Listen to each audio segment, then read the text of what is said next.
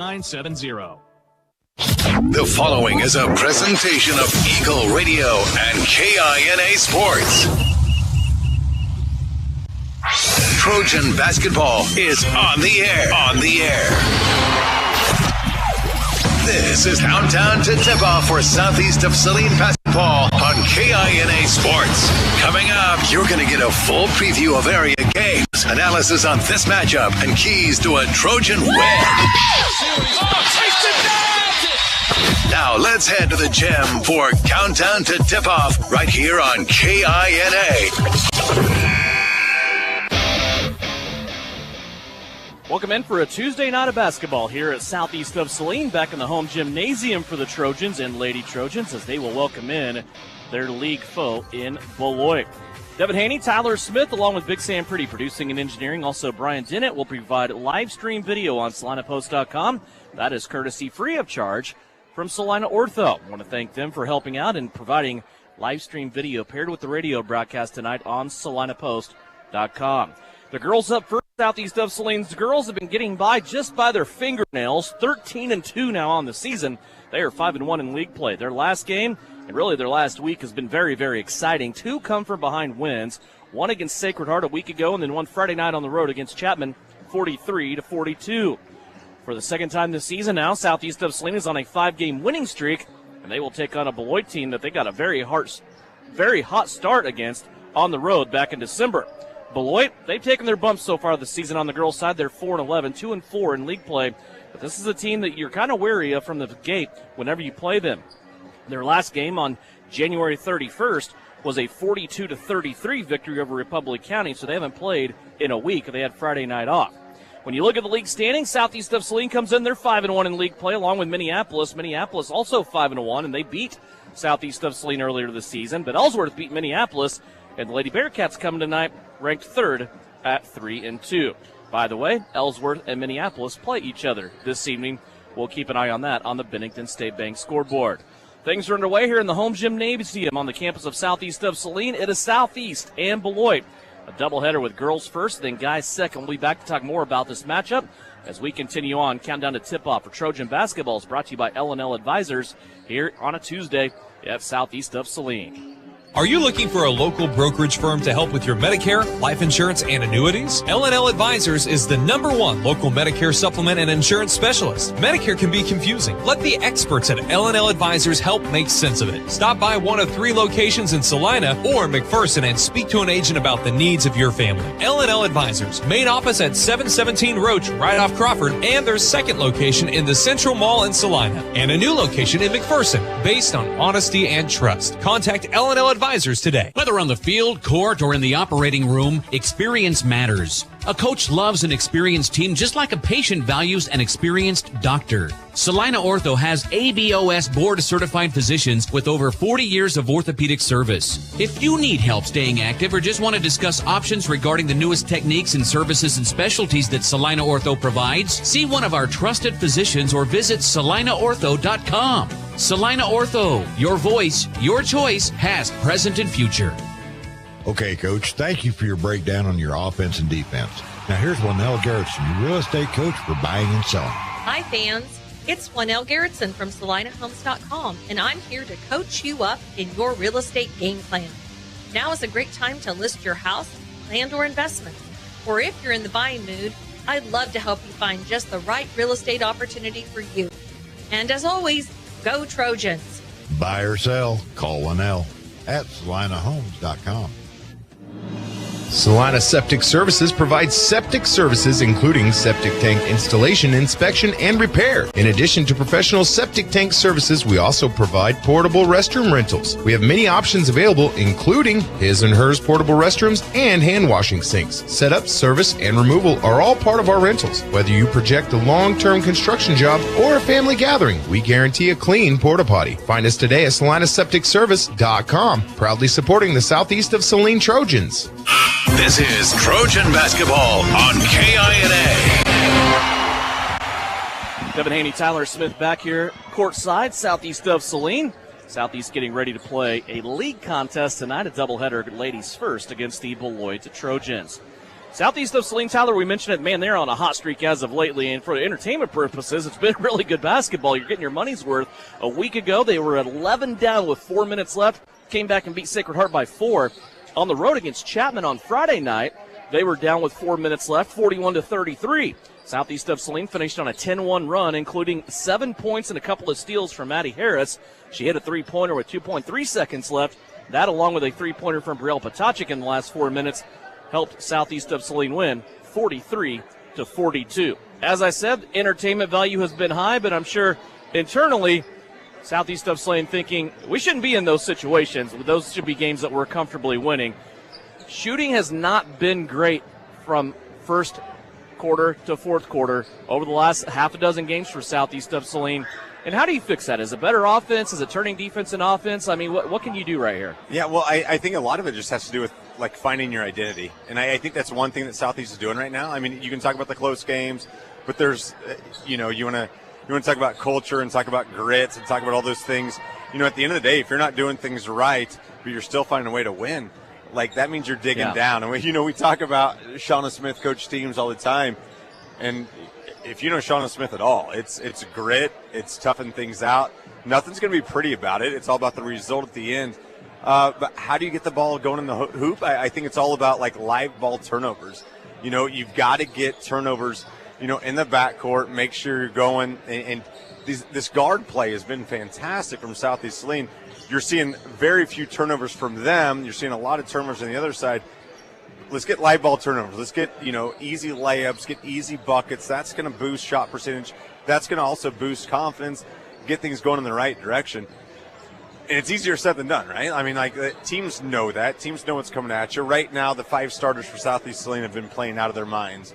You're looking for that 6th, that 7th piece to kind of come up and give you something. Because I think right now the margin for error is so small. If one of those 5 is having a bad game or gets in foul trouble or gets tired, you're in a little bit of trouble. And I think that's something we've been so fortunate to have the last 2 or 3 years is so much depth.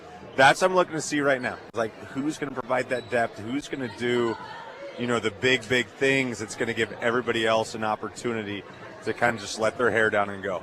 And I think that's really the exciting thing about this team, right? They do keep winning despite some of their shooting woes.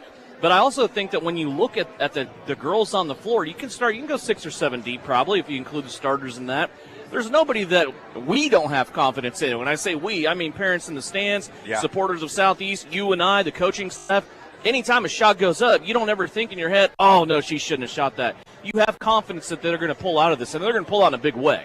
Yeah, without a doubt. And that's the thing. You keep giving them opportunities. I mean, we talk about it all the time. We talk about Zerfalu. We talk about we talk about Zerfalu. We talk about Roar. We obviously talk about Pearson all the time. One of those 3 will break out, and it's just they need to know that confidence is there. I mean, because it's completely there, like you said, from the coaching staff, from everybody else. Once one of those 3 connects and just starts feeling like it, that's when this thing progresses. Because right now, I'd say the starting 5 for Southeast Saline is as talented as there's ever been on this floor. And is, arguably in the state in 3A. If you just take your starting 5, what can you get from everybody else? And that's going to be, the crucial point as, we enter the postseason. As we enter the stretch run, I mean, these next 5 games are going to be a lot of fun. There's a lot of talent. We just don't talk about tonight. We talk about, obviously, Friday with Minneapolis. You talk about an Ellenwood team that's got multiple scores that can light it up. The next 5 games, fun times that all leads into that postseason. That's all the run that Shauna Smith wants. And there are only 5 regular season games remaining, including tonight. You'll go back on the road Friday against Minneapolis, and you mentioned a little bit of a strange week next week. You play Monday, Tuesday. You have Friday off, and then the following Tuesday you will play back at home for senior night against Republic County. So Friday night at Minneapolis is the last Friday night game of the regular season, and things are winding down, and that's why every game is so important. When you look at sub-state standings for this Southeast of Saline team, they're right there in the mix in the top 2. Right now, Phillipsburg, they are playing a perfect season along with Tarrant Sides. They're doing what they need to do. Southeast of Saline has put themselves in position to be right there in the 2nd spot, right behind Phillipsburg, barring a disaster. And kind of the same thing on the boys' side, too. When you look at sub-state standings, the boys' side, Southeast of Saline, They got a big matchup tonight. They can really take a huge step in not only locking up the number 1 seed at Sub-State, but also locking up a league title, because right now Beloit is second to Southeast of Saline in both of those standings, Sub-State standings and league title standings. We'll talk more about that boys game, of course, when it comes up and we go along here through tonight. Let's step away. Let's take another 2-minute timeout. When we come back, we will have starters for you and the tip that is Southeast of Saline and the Lady Trojans from Beloit. Countdown to tip-off brought to you by L&L Advisors. They have 3 locations, 2 of them in Salina, one in the Central Mall right next to Joins Fabrics, the other one right next over to Salina Stadium, right off Crawford at Roach Street.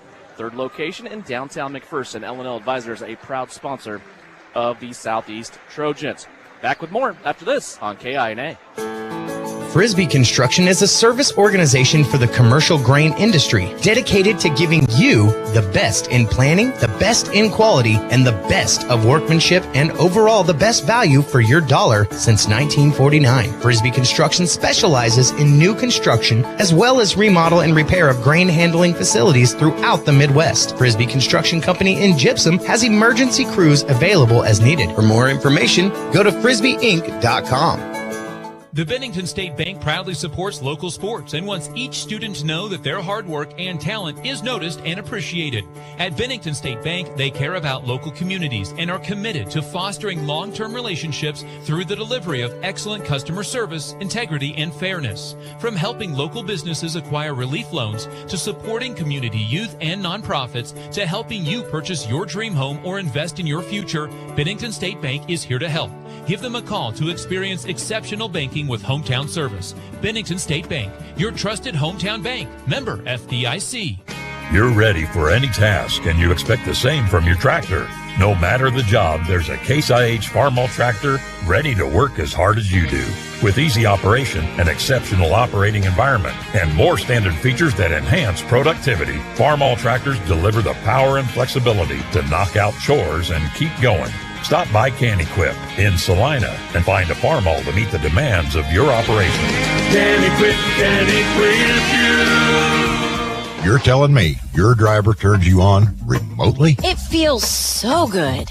One gentle touch of a handy remote or mobile app and my motor's running. And don't fret, my little pickup pal. New Image Audio installs these inside trucks too. Oh, yeah. You'll want it when the winter chill hits. A remote start from New Image Audio for cars, trucks, even diesels. All systems remote and cell phone capable. Nationwide coverage. Get yours at New Image Audio on South Broadway. In Salina.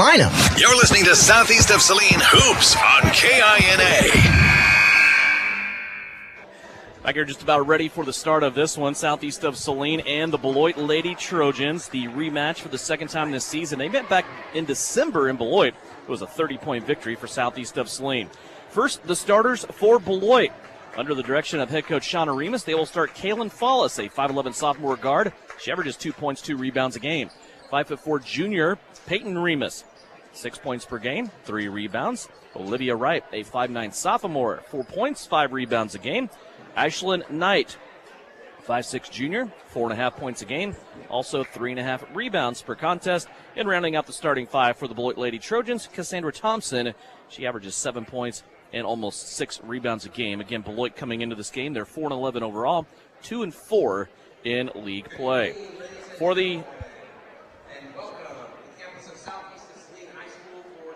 Southeast of Saline Lady Trojans, they are actually going to start out here with the national anthem, which is a rarity in the gym.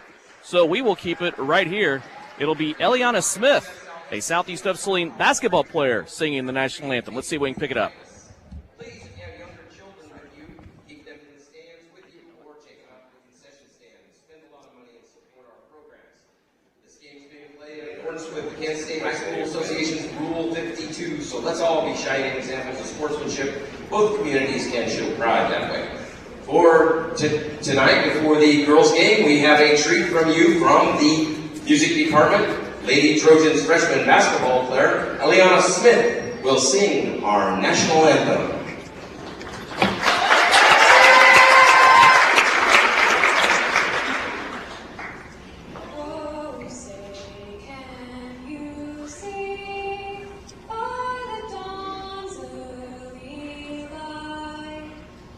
So proudly we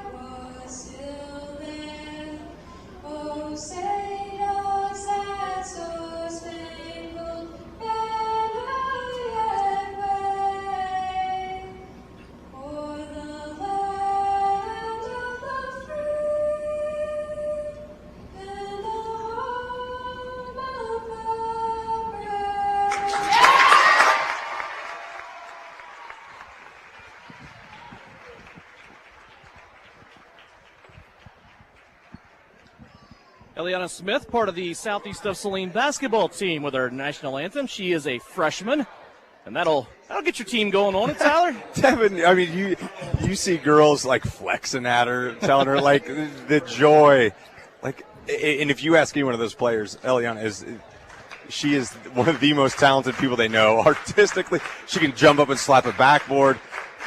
So much talent. What an awesome display that was. Let's go over starters now for the Southeast of Saline Lady Trojans under the direction of Shauna Smith. In her 7th season, she's assisted by Steve Rudy, 13-2 overall. They're 5-1 in league play. They will start Brielle Potacek, a 5'4" junior. Brielle averaging over 7.5 points per game, also 2 rebounds and 2 assists. Brielle loves playing against the Beloit Trojans. Her season high this year and her career high last year as a sophomore, both against Beloit. Lexi Jacobson, a 5'7" junior in the starting lineup. Lexi, a junior at 11.5 points per game. She leads the team in rebounding at almost 6 boards per contest, also leading the team in offensive rebounding. Maddie Harris continues to perform well late in games for Southeast of Saline, the 5'5" junior, averaging over 7.5 points per game. She leads the team in steals and assists, almost 3.5 assists per contest, also 3.5 rebounds per contest. The 2 seniors for Southeast, Reagan Getz, a 5'9" senior, 11.5 points per game, 2.5 rebounds and 2 assists. And Avery Castleman, the 5'8" senior, averages 4 points a game, 3 rebounds, and 2.5 assists for head coach Shauna Smith. Let's go over keys to the game here between Southeast of Saline and Beloit. Tyler, when these two tangled back in December before the holiday break, it was a flurry from the beginning. 7 first-quarter three-pointers for Southeast of Saline. They led 21-4 at the end of one. I don't think we expect that same kind of performance tonight, although it would be nice. What are your new image audio keys to the game tonight for Southeast? Well, the keys, I mean, they're all with number 31. They're all with Maddie Harris. I mean, if you look at everything that's gone on this year, it's been lack of turnovers and good defense, especially on the perimeter. And that all starts with Maddie Harris. You know, we can look at her numbers and we can dissect them all you want. Wins and losses are what Maddie Harris is all about. You know, you don't have to look at, points per game or assist point game or steals per game. If things are going well for Southeast Saline, it's because she's controlling the basketball. And we talk about, you don't give yourself a chance in the fourth quarter unless you're holding on to the basketball. You're not giving up easy buckets. And I think that's big. It's big for the guards, but it's 31. And right now, this is the time. Maddie Harris has been showing us, we've seen it the last 2 games. It's very easy to see her, fourth quarter heroics. But it's calm, it's controlled, it's that confidence. This is the time, all right? This is the time that you go. If you want to make something special happen, you go. Maddie Harris has been doing a lot of that. She's the key tonight. Lexi Jacobson in the center circle along with Cassandra Thompson. These two will jump it up and start. Southeast of Saline in their home white jerseys trimmed in purple. Beloit in their row to black jerseys trimmed in orange and a little bit of white outline. Beloit won the tip. They will start out with the basketball as they work it here on their offensive end in front of the Southeast of Saline bench. And a quick steal down low, an entry pass for the post, stolen away by Avery Castleman. Here comes Southeast up the floor. Right-hand wing to Brielle Potacek. They'll work it around now. Everybody on the perimeter getting a touch. Castleman made her way to the free throw line. Now out to Getz for an 18-foot jumper. That's too strong, no good. And the rebound comes down to Kaylin Follis along the baseline. Beloit wants to come back the other way. Each team with a possession, and we are still scoreless starting this one. Ball stuck a little bit there on the left-hand side of the offense for Beloit, and now they throw it away for their second turnover in 2 trips. And we're seeing that right away. We're seeing that team defense right now that Southeast Saline plays, and that's the strength, right? How many times can you turn them over? How many free possessions can you get? And here's a quick one. Reagan Getz on the right wing. She'll dial it up from 3, and that call answers for the first basket of the game. 3-0, Reagan Getz. This is a Beloit team, by the way, that averages 22 turnovers per contest. Whenever you play a team like Southeast of Saline that, they're just carnivores when it comes to the turnover game, they thrive on that. If they can get you over 20 turnovers, you're probably going to be in trouble. Here Beloit sinks one from the left-hand side. Ashlyn Knight gets the first bucket for the Lady Trojans visiting from Beloit. Reagan Getz has it this time on the right-hand wing, more towards the baseline. She will try to get to the rim. She does, but her shot is blocked by Thompson. Getz will save it, though, and play it out to Brielle Potacek. Jacobson now holds it, top of the circle, over right-hand side of Potacek. Her and Maddie Harris occupying the same space, so Brielle will kick it over to Avery Castleman. Her three-pointer won't go. Offensive rebound, though, taken in by Reagan Getz. And again, this is something huge. Anytime you get second chance opportunities, we talk about the lack of offensive rebounds. We see a foul right there on Beloit.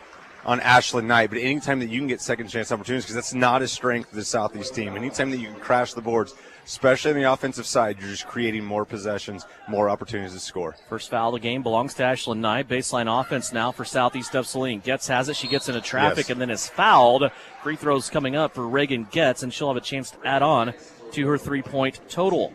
Okay, I love to see that move. Love the hesitation. Love to see Reagan drive. You want to see Reagan be stronger, because there's going to be times that maybe that kind of weak going to the bucket. I mean, perfect foul call. You can see that there's definitely, hands on the arms. You want to see Reagan be really strong, try to go up with that, kind of get some contact with the body, maybe get an and-one opportunity instead of just shooting 2 free throws. First free throw misses for Reagan Getz. Second one, though, will splash home. And Reagan Getz has 4 early points here for Southeast of Saline. 4-2 is our score. 2 minutes into this contest, Beloit nearly threw it away again over on the left-hand side of their offense out high, but they will save it as Olivia Wright keeps it from going out of bounds. And now a jump ball situation as Maddie Harris will tie up a Beloit player, and the arrow this time is lit in the way of Southeast of Saline. 3 turnovers for Beloit. And Devin, you see turnovers like that, of course you need defensive players that are willing to do that, but how much of that is scouting report? Which side they're going to go to. You have players that buy into that. As you see Potacek miss a 3 from deep. But we've seen so many turnovers this year. A player doesn't even have time to dribble before the ball is ripped away. Just great defense from Maddie Harris. Beloit has it back after Potacek's miss on 3. 4-2 with 5:35 left to go here in the opening quarter.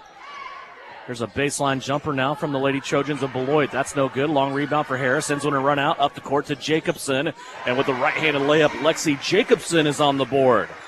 Give the assist full court style to Maddie Harris as she was able to find Jacobson and build a 4-point lead. Yeah, just great pitch and catch. I mean, that's a 40-yard pass right there you see from Harris. Jacobson catches it in stride. Great finish from Lexi. Here's the drive, left-hand side. A block up high by both Castleman and Getz, and a foul call down low by the baseline official.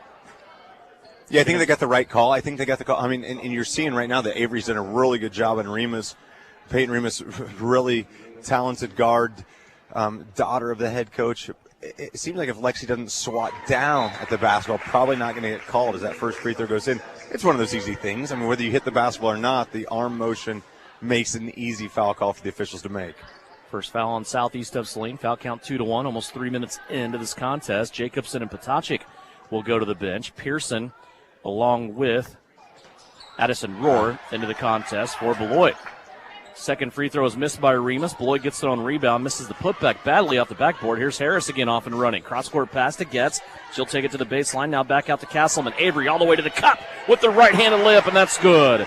Avery Castleman stepped on the accelerator and was able to get through the defense and build a 5-point lead for Southeast. And Devin, at some point, if you're looking at scouting reports, you don't see that Avery Castleman scores a lot of 2-point buckets. So when she's able to penetrate, I think it's sometimes you just run at her as defensive players. If she can continue to do that, it's going to create a different element to her game that's going to only benefit the Trojans. It's a traveling violation on Beloit in the lane. A couple of them, actually. They finally got the second or third one. And a fourth turnover for the Beloit Trojans. Reagan Getz will check out of the game. Back in, Lexi Jacobson. She had a quick break. Also, Brielle Potacek back into the game. She'll replace Avery Castleman. 8-3, Southeast of Saline off to a good start here early on. They have a 5-point lead over Beloit. Southeast trying to keep pace with Minneapolis. Here's a 3 from Maddie Harris, and that will help. Maddie Harris becomes the 4th Southeast of Saline player to score in this quarter. It's kind of a bizarre first half point for Maddie Harris. We're used to this in like the last seconds of a game, but love to see Maddie come with the confidence. Love to see her stroke that 3. There's a foul called by the backside official on Maddie Harris. That'll be the second team foul on Southeast of Saline. And Maddie Harris first. Yeah, and that foul from Maddie right there, you could see it's one of those things you always teach, like young basketball players. Go with the inside hand. If you go with the outside hand and you miss, you're going to hit with the body. Maddie went with the inside, got her with the body. Good call from the opposite side official. Beloit will inbound right in front of the Southeast of Saline bench. Shauna Smith continues to stand, coaching her team. Right now up 11-3. 3:47 left to go here in the opening quarter. Sneaky pass inside by Remus. She was able to hit File inside, and now a backside rebound and a putback ends up in a Southeast of Saline foul that will send Brecken Boudreau, a 5'4" freshman, to the free throw line. Well, I think a lot of that foul just came from Boudreau's great job at catching the basketball right there. It seemed like she had Abigail Pearson maybe in an awkward position, but great catch from Boudreau. able to take the ball up, draw the foul. First free throw is good. A foul on Brielle Potacik is her first. Second free throw misses. 11-4 our score.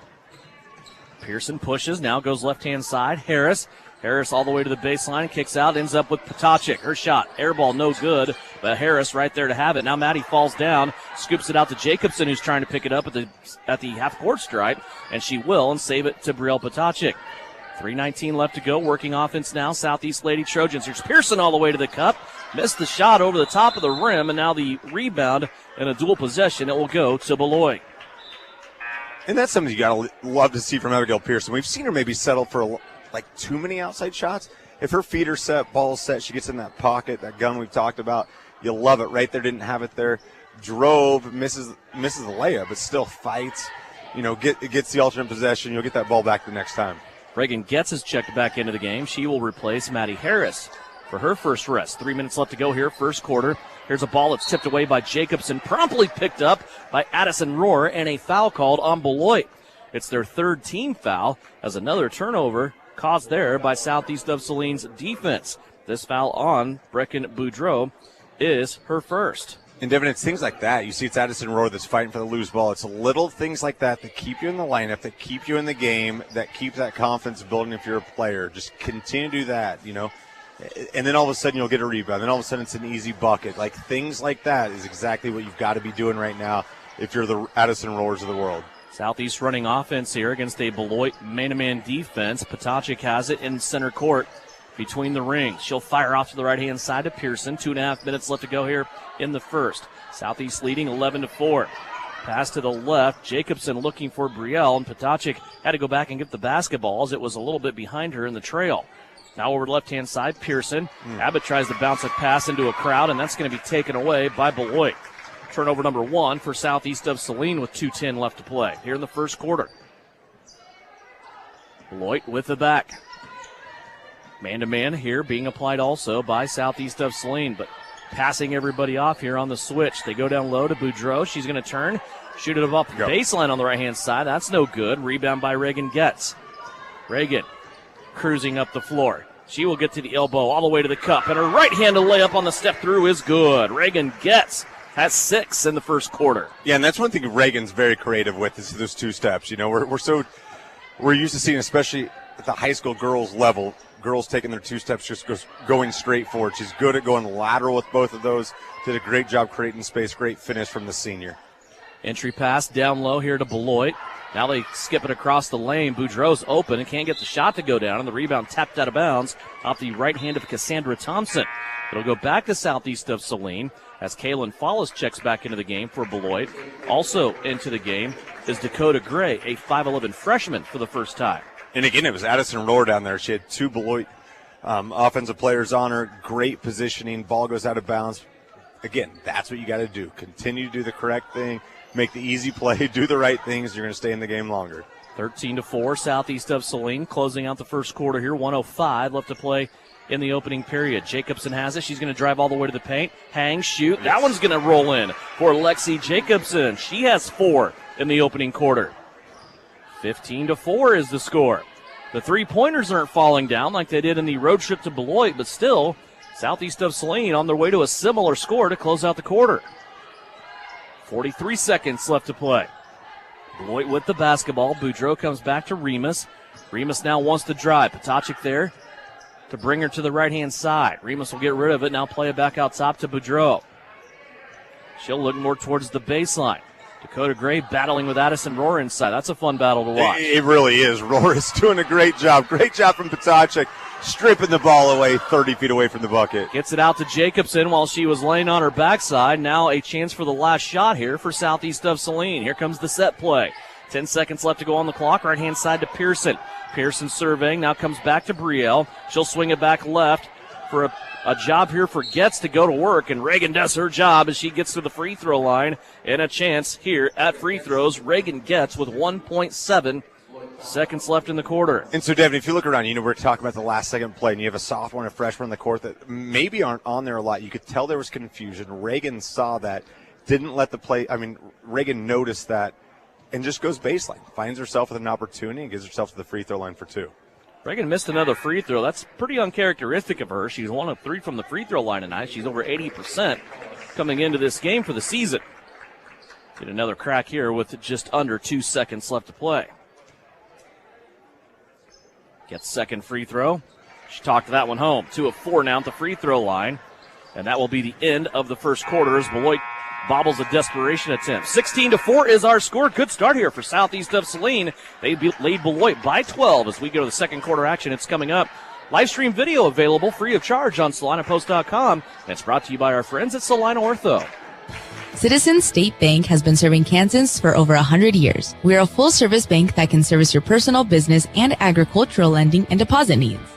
Citizens State Bank offers 24/7 convenience with mobile deposit, online banking, and our ATM conveniently located in front of the building.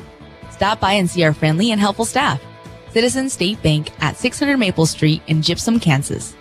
Citizens State Bank and Trust Company is a proud supporter of the Southeast of Saline Trojans. Whether on the field, court, or in the operating room, experience matters. A coach loves an experienced team just like a patient values an experienced doctor. Salina Ortho has ABOS board-certified physicians with over 40 years of orthopedic service. If you need help staying active or just want to discuss options regarding the newest techniques and services and specialties that Salina Ortho provides, see one of our trusted physicians or visit salinaortho.com. Salina Ortho, your voice, your choice, past, present, and future. You're listening to Southeast of Saline Basketball on KINA.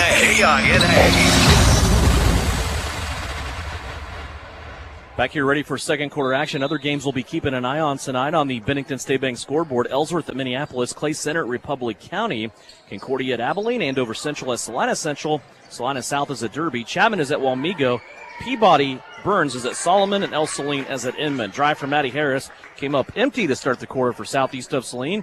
Tyler Lady Trojans still lead it here by 12 over Beloit. Yeah, and a nice little 1-4 look. It looked like they were trying to get the ball, trying to run a little backdoor stuff. Really good defense right there from Ashlyn Knight on Maddie Harris. Made a really tough shot, but love to see just different wrinkles. You see Remus drills a 15-footer. But I like the wrinkle coming out of the, into the quarter for Southeast Saline. Only the second made field goal of the game so far here early on by the Beloit Trojans. Here's Maddie Harris for 3. That one's off the heel, no good. Gets, though, crashes in, gets the rebound at about the 12-foot mark. Now her pass intended for Avery Castleman on the left-hand side of the offense for Southeast of Saline was slapped out of bounds. Score update for you on the Bennington State Bank scoreboard from Minneapolis. Lady Lions right now leading Ellsworth in a low-scoring battle at the end of one, 6-4. Here's Castleman up top. Little head and shoulder nod. She's going to pass it off now to Harris. Now skip through the defense to Getz. She'll go to Jacobson. Those two crowded in the paint. Now they have to space out. Harris looking for Lexi Jacobson, and that ball knocked out of bounds by Beloit. Yeah, and Debbie, you talk about that Minneapolis-Ellsworth game. Like it's one of those odd games. Like, of course, you want to look at it, and of course you want league title. But like all three of those teams are looking for deeper runs. You know what I mean? Like it's one of those things. Like of course you want to win it, you want to do that, but it's a secondary concern for everybody at this point. And really, big picture thinking, it doesn't matter if Ellsworth beats Minneapolis tonight or not. Southeast still needs to go in there and beat them on Friday. I mean, without a doubt. The game really has no contingencies over what goes on in the league title. Here's Getz for 3, right-hand wing. That won't go down. Harris comes sailing in, grabs the rebound, and knocks it back up off the window. 18-6 now our score. And that's one thing we've seen Beloit progress, since game 3 of the year. A lot of their bigs, they're rebounding the ball a lot better than they were early on in the year. That's been a positive part to see, or a positive aspect right now of tonight's game, is to see how Southeast Saline is rebounding the basketball. They're getting second chances offensively. They're not allowing Beloit to have second chances on their offensive side. That's what you've got to do if you're going to be consistently good and make a run in this thing. Southeast just created another Beloit turnover. Right now the turnover count is 7-6. Southeast of Saline's defense dominating this game so far, and that has helped them out to a 12-point lead, 18-6. Still 5:49 left to go here in the second quarter. Gets past to behind Castleman, and just as I mentioned, turnovers. One comes in to bite us. That's the second one for Southeast of Saline. Back the other way, Remus has it. Started to come towards the elbow on the right-hand side, then retreated. Now the ball all the way on the left-hand side of the Beloit offense. And a traveling violation here as Lexi Jacobson playing defense creates another turnover. And, yeah, you're just seeing people attack. I mean, that Southeast Saline defense is attacking whether you're 22 feet away from the bucket or 2 feet away from the bucket. Continue to put pressure on the basketball. Don't make any possession easy. 5.5 minutes left to go here before halftime. Here's Castleman stepping into a 15-footer. That one won't go down from the free throw line on the jumper, but Harris saves it out to Avery Castleman. Castleman now will try a three. That one's too strong, no good. Another long rebound kept by Southeast of Saline. Getz has it. Her crossover to the paint. She is tripped.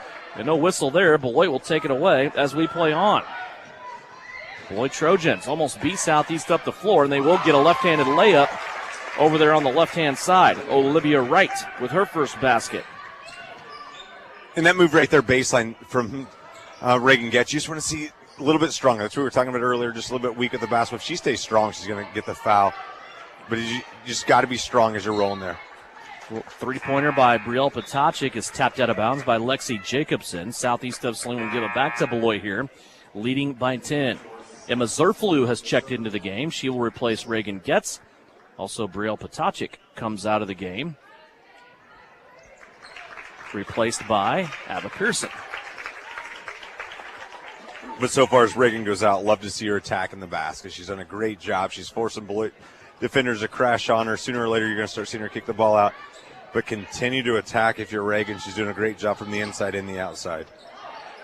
Pass to the right-hand side. Remus has it. Now quickly plays it inside to Boudreau. Boudreau plays it out to Remus. Those two playing catch on the right-hand wing. Now a shot on the left-hand side put up here by Beloit, and Ashlyn Knight makes the basket and is fouled. She will have a chance at a three-point play and also a chance to bring this game even closer. Knight will step to the free throw line here. That foul will be tagged against Emma Zerflu. That is her first. Free throw, no good. Jacobson with the rebound. Lexi will bring it up the floor herself. Right wing to Zerflu. Back to Jacobson. A little give and go for two. And Jacobson off the assist from Zerflu has two. And, Devin, what a great job from Emma Zerflu. I mean, she commits the foul. It's easy to hang your head. She did a great job sprinting out, making a great catch and a great pass to Lexi. What a great reception from Lexi and a great finish. Look a little Travis Kelce-ish. Nice hands, strong the entire way through. Great play from the two. Abigail Pearson guilty of the foul here, reaching in for Southeast of Saline. That is her first. Southeast has 5 team fouls. Nobody has more than one, though. Same story for Beloit. They have 14 fouls. Nobody with more than one for the Beloit Trojans. Halfway through the second quarter. Lob pass inside to Thompson. She fights her way through with the ball. Can't get it to go. Secondary chance will go off the window for Cassandra Thompson. Yeah, good job from Thompson just fighting down there. Nobody from Southeast had position. It was good to see nobody committed a foul, but nobody fought for position down there. There's a quick move by Zerflu on the quick first step. Can't get the shot to go down. And Beloit comes away with the basketball. Boy, love that move by Emma Zerflu. Yeah, you love to see the confidence. Just goes baseline, goes up strong with the basketball. She almost came in with the offensive rebound. Not lacking confidence at all. Boudreau inside now will be fouled. She'll go to the free throw line after help side defense. A little bit late there for Southeast of Saline. And they got caught with the bump. That'll be a foul on Maddie Harris. And now she is the first one in the game to enter the 2 foul category. Yeah, and that foul on Harris wasn't necessarily her fault or her player as we see the first free throw go in. It was just late rotation, making up for a player that goes. And when you gamble, that's what happens. You know, if you're gambling, you have to understand that somebody else is going to have to come back and help. Maddie got caught being the person coming back and helping. Just was caught in a bad spot. Now she has 2 fouls. Harris and Zerflu both come out for a break, and Beloit wants a timeout. Shauna Remus and her staff pumping their fists in the air. They're excited to be within 2 possessions with 3:23 left to go here in the second quarter. 20-14 is our score. You're listening and watching to Southeast of Saline Lady Trojan basketball, brought to you by Saline Ortho. For some, Valentine's Day gifting is easy. For others, well, they need a little help. That help can be found at Saline Medical Aesthetics. Kiss those wrinkles goodbye with 10% off Botox, $100 off 1 milliliter syringe filler for kissable lips, $175 deluxe hydrofacial. Purchase 1 package laser hair removal, receive second package, equal or lesser value, 50% off. The best Valentine's Day gift can be found at Saline Medical Aesthetics. Follow SME on social and learn more at SalineMedAesthetics.org. You're listening to Southeast Trojan Hoops on KINA. Back here at Southeast of Saline, 20-14 is our score. It's a 6-point lead for Southeast of Saline, and so far this quarter has belonged to the Beloit Trojans. They are up in the quarter by a count of 10-4. They have closed the overall gap to 6 points. 20-14, Southeast of Saline still leads it. Southeast has the ball. Pearson on a quick jumper out of the timeout. Abba Pearson has her first basket of the game. Yeah, and a great little mid-range jumper from Abba, and that's something we're not seeing enough of, and I think that's something that Shauna Smith wants. We've lived and died by the three. We have the layups. Hit that 15-footer. That's really going to make defenses struggle. And a tapped ball that goes all the way across the lane, skipping across the pond like a rock, and it's going to be cashed in on the backside by Ashlyn Knight. Half a dozen now for Knight. Castleman has it top of the circle. She'll swing it quickly to the left-hand side. Crisp pass for Potacek. Now to Getz for three. Reagan Getz, her second three-point ball of the day, and she has 10. First one in double-digit scoring. When Reagan dials it in, it's just, you can tell. It's when fingers and hands and everything's in place. Holy moly, it looks smooth. Skip pass back here for Beloit. They try to get it into the paint. It might have went off a Southeast hand. It did, off Abba Pearson's right hand. And it will go out of bounds here to Beloit. They will play baseline offense, and a chance here to sub as Jaden Follis checks back into the game. Also, Olivia Wright into the contest for Beloit. And Devin Reagan's I don't know if the right way to put this, she's such a quiet scorer. You know what I mean? Like, oh, yeah. She spreads it around. I mean, you don't see like 15-point quarter. She's tough to handle. I mean, she can do it in every facet of the game, and that's what makes her so difficult to handle, from a scouting report from another team. Avery Castleman diving on the floor, treating that ball like it is made of gold as Lexi Jacobson bobbled the ball. Southeast started that on a break because they created a turnover, and then all of a sudden the ball got loose between Jacobson's shoes, and Avery Castleman went in to save that. The arrow, though, however, pointed to Beloit, so Beloit will take it away from Southeast of Saline. 25-16. Here's a tap now and another jump ball situation. That one pretty quick whistle, but the arrow and the light this time in favor of Southeast. How much do you love seeing freshman Abigail Pearson just stick her nose on the line right there? Like, she'll mix it up with anybody. Great defensive play from Pearson. Possession air to Southeast Saline. Castleman left-hand side. She'll swing it around. Gets Pearson inside now. Beautiful pass from Pearson to Castleman. And Avery got knocked to the floor. Now her and a Beloit player are both down there. That was Peyton Remus, and Beloit's going to take it away. Yeah, really nice play from Remus right there. You saw that Castleman comes up the screen. She gives it that power dribble. She had to get some kind of dribble to get a little bit more space. But as soon as the ball goes on the floor, Peyton Remus is there to take it away. Here's a drive and a two-pointer by Brecken Boudreau, the freshman now with 4 points in this first half. 25-18. Southeast of Saline's lead cut down to 7. 1:04 left to play before halftime. We'll talk to Bryson Flax coming up at the break. Also have numbers from this first half.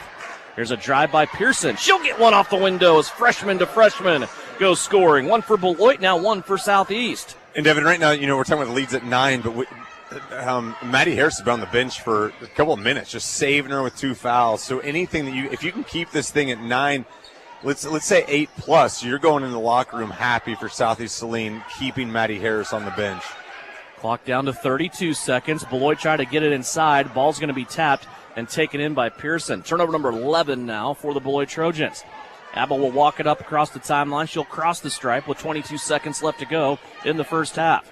Wanted Potacek. She's shut down by Remus. She'll go to Getz on the secondary. Now Reagan will hand it off to Brielle Potacek.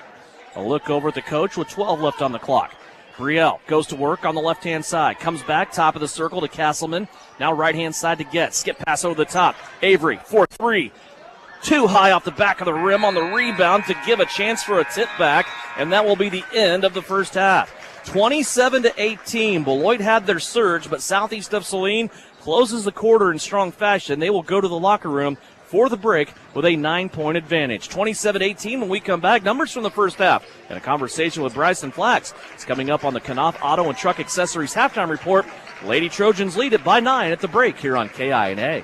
Knopf Auto and Truck Accessories. Everything to bling out your ride in one place, including top quality lift kits, wheels and tires, bumpers, Jeep accessories, fender flares, bed covers, bed liners, step bars, even custom painting. Knopf Auto is the and soil dealer and has many synthetics and filters in stock. Visit Knopf Auto on Facebook for specials, great ideas, and let them make your truck stick out in a crowd. Knopf Auto and Truck Accessories, supporting the southeast of Saline Trojans. Okay, Coach, thank you for your breakdown on your offense and defense. Now here's Lynell Garrettson, your real estate coach for buying and selling. Hi, fans. It's Lynell Garrettson from SalinaHomes.com, and I'm here to coach you up in your real estate game plan. Now is a great time to list your house, land, or investment. Or if you're in the buying mood, I'd love to help you find just the right real estate opportunity for you. And as always, go Trojans. Buy or sell, call Lynell at SalinaHomes.com. This is the Trojan Halftime Report. Coming up, a first half recap. Shot at the horn! Stats, interviews, and a look at other area games. Now, let's get back to the gym for Trojan Halftime on KINA. Back here at halftime, southeast of Saline leads it on the girls' side, 27-18. Reagan Getz leading the way for southeast of Saline. So far this season, when the Lady Trojans lead at the break, they are 12-1 on the year. Time now for a chance to look forward to game number 2 of our doubleheader tonight with Bryson Flax, the head coach of southeast of Saline's Trojans. And boy, Coach, you look back to the road of victory in Chapman on Friday night. It wasn't an easy game for you early on. The Irish came out and battled with you, but you were able to put on a little bit of a run, an 8-0 run there at the end of the first quarter, carry that on into the second quarter, and lead by 15, 35-20 at halftime. What were your thoughts on that first half? Yeah, so early on, it took us a little time to adjust to the box and one and the triangle and two that they were playing on Eli and Nakari, and we knew about the second possession. That's what they were giving us, but it was one of those things where I don't like calling timeouts, and so I thought we could stay steady enough to ride it out for the first 8 minutes, and then talk about it at the break or talk about it if Chapman called a timeout, and that's what we did. And once we settled in and we started doing some good things. Nakari and Eli, they were patient. They were efficient passing the basketball, and that's what we needed. Yeah, this was a game where overall you had 3 different players in double-digit scoring. Another one, they're pretty close in double-digit scoring with Luke Gebhardt, who had 8. Kason Lilly continues to play well. We talked about him in postgame, and you were really able to put it on in the third quarter. You outscored him 24-11 in that third, and again, good starts for your guys coming out of the locker room in the third. Yeah, and that's a testament to our guys, but it's also the style that we play. If they get a little worn down, the other team gets a little worn down and then goes and sits down for 5-6 minutes, it might take them a little longer to get loosened up. But to your point about Kason, he's on a really good streak right now. He's playing really good basketball for us.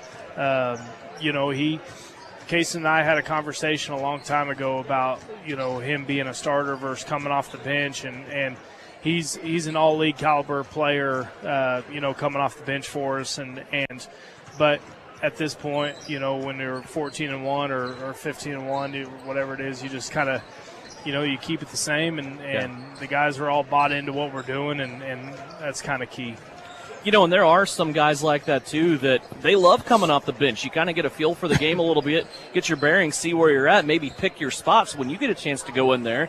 And some guys excel at that. It seems like he's kind of settled in with that. Yeah, I think so. And he wanted to start, there's no doubt about it. And I thought, it's just puts me in a weird spot, right? I got to, it's do what's best for one kid or what's best for 14 kids. And I think we're putting him in a really good spot to be successful, and he's taking full advantage of it. And a lot of guys like that are. We're getting valuable minutes.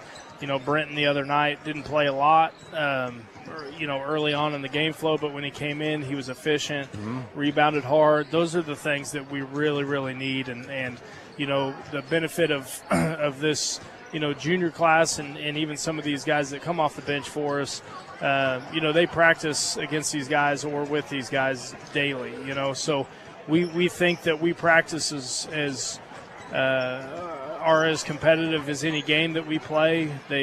they need to be that way, and I think our guys are improving and competing that way when they come out here. We're down to 5 games left in the regular season, including tonight, and we play a Beloit team here tonight that you were able to beat in December. Seems like a long time ago. It was 68-46. This Beloit team, though, they got up to an 0-3 start this season, and that loss to Southeast of Saline on their home floor seemed to light a fire under the Trojans. They have only lost 1 game since that December meeting with you at their home floor. They lost to Olathe North in a midseason tournament in Colby. They have really gone on a run here. What's different about this Beloit team since the first meeting? Well, the thing that sticks out the most is they're not turning the ball over as much. They're being more efficient with their offensive possessions. They are posting. They got a 3-man post rotation. They all 3 post extremely hard. They all 3, offensive rebound really well. And so they're, what they're missing, they're getting extra possessions on a lot of that. But the biggest thing is they're not turning it over. They're able to get more shots up, get more post touches. The zone kind of is what it is. You just can't let the length bother you. Yeah. But, you could see some 2-2-1 back to 2-3, and they're pretty much committed to playing it. There have been times this year where we've seen the zone kind of get you guys out of sync early on. Are you confident that you've seen enough zone up to this point that the guys can go out there and execute and play well against it? Yeah, I think so. And our key is, we haven't had the hottest starts early because we're not hitting shots early. Yeah. And so, I'm not mad at the shots we're taking, though. I think we're taking really good shots. We're gonna start knocking them down, and when we do, I feel like we got a chance to, instead of score 65, we got a chance to score 85 if we're knocking down shots. It's just one of those things. We just got to get on it earlier. Best of luck to you. We'll talk to you after the game. Thanks. Bryson Flax, head coach of the Southeast Trojans. His guys tonight have their rematch against the Beloit Trojans, the top 2 teams in the NCAA and the top 2 teams in the sub-state standings when you look at the Russell Regional Sub-State. That is coming up at the end of the month. Halftime of the girls' contest, 27-18. We'll step away for a 60-second timeout. Come back with scoring from the first half. After this, Lady Trojans lead it over Beloit here at the half on KINA. Whether on the field, court, or in the operating room, experience matters. A coach loves an experienced team just like a patient values an experienced doctor. Salina Ortho has ABOS board-certified physicians with over 40 years of orthopedic service. If you need help staying active or just want to discuss options regarding the newest techniques and services and specialties that Salina Ortho provides, see one of our trusted physicians or visit salinaortho.com. Salina Ortho, your voice, your choice, past, present, and future. Spring cleaning time. Finally. Hi, it's Sarah. And Addison. Spring cleaning, a time to get rid of all the muck and grime left over from the winter months. Let Mary Maids help you clean your home from top to bottom to give you a fresh start for a new season. Worry-free house cleaning by Mary Maids done the way that you want. We guarantee it. Call Mary Maids in Salina and Abilene to schedule your spring cleaning today. Find Mary Maids on Facebook or at marymaids.com. Mary Maids, relax. It's done. Work hard, play hard. Good luck, Trojans, from Roselawn Memorial Park in Salina. To learn more, visit roselawnsalina.com. Back here just about ready for third quarter action. Devin Haney along with Tyler Smith. Let's go over scoring. Reagan Getz leads all scorers with 10 points at halftime. 6 points for Lexi Jacobson, 5 for Maddie Harris, 4 for Abigail Pearson, and 2 for Avery Castleman. The Beloit Lady Trojans, they are being led by Ashlyn Knight with 6, 5 for Brecken Boudreau, 3 for Peyton Remus, 2 for Olivia Wright, and 2 for Jaden Follis. Beloit, 3 of 7 from the free throw line. Southeast of Saline, 2 of 4. Beloit with 11 turnovers. Southeast of Saline with 5. Tyler, your new image audio keys to the second half for Southeast of Saline. Well, I mean, right now everything's going like planned, right? You have a 9-point lead. You're seeing bench contributions, provide a lot of help. Here's the one thing. I mean, Brielle Potocic's not in the scoring column. We've talked about her success against Beloit. Here's going to be the issue. Like, she's going to get going. I mean, shots will always be there for Brielle. She's so good at creating on her own. I have a feeling Brielle's going to go off for a little bit here. Continue to play defense, continue to secure the basketball, continue to fight on the defense and offensive rebounds, and don't give extra possessions, and good things are going to happen. Yeah, you only give up 4 points in the first quarter. Beloit came back and made a surge, and they will dump it in deep here and get a basket from Olivia Wright to start the scoring here in the second. But quickly down the floor, Avery Castleman gets in on the left-hand side of the cup, and she will be fouled. And a chance at a couple of free throws coming up for Avery Castleman. And it looks like the foul's on Olivia Wright. And Devin, that's one thing that I think that Avery to a person will admit that she needs to do better is attack the basket. She settles a lot of times for the three, but if she can start attacking the bucket, get to the free throw line and she misses the first, that's just an added, element to her game. 2 free throws missed. Avery trying to get the ball back. She's on the floor now in a match with one of the Beloit players, and she's going to save this possession for Southeast of Saline. They will inbound underneath their own bucket. So a nice job there by Castleman to save that possession after missing both the free throws. Inbounds pass comes to Reagan Getz. Took a serious look at a three. Now she's going to have it stripped away and turned over. Here comes Beloit back the other way. Ashley Knight on the steal. Now to Remus out top. Peyton Remus goes to Wright. 3-point line and about 4 feet extended beyond that. Beloit working it around here. Southeast of Saline still playing man-to-man defense. Beloit trying to find that right matchup. They come to the left-hand side. Ashlyn Knight with it. Now ends up back on the right to Follis. Kaylin Follis back to Remus in the middle. And right now you can tell there's an emphasis to get ball in the perimeter and try to isolate Brielle or a smaller guard down low on Olivia Wright. I mean, they're doing whatever they can to get, and it looks like Maddie, it's going back, but they're just trying to isolate one of those smaller guards on one of their posts. Here's Cassandra Thompson. She's going to test Reagan Getz, and Getz passes that test with a big block up high with the right hand. Ball caroms out of bounds along the baseline, and it will stay with Beloit as they have ran about 45 seconds of offense here. Yeah, and right there, Reagan said, don't bring Kool-Aid to a gin party. That's right. right. You got to come strong if you're coming down low. Here's a pass in now to Olivia Wright. She'll take a couple of dribbles, now unload it to Follis. Again, all this action really beyond the 3-point line for Beloit. Now a ball that's tapped out of bounds once again, trying to get an entry down to the block, and Southeast of Saline there to deny it.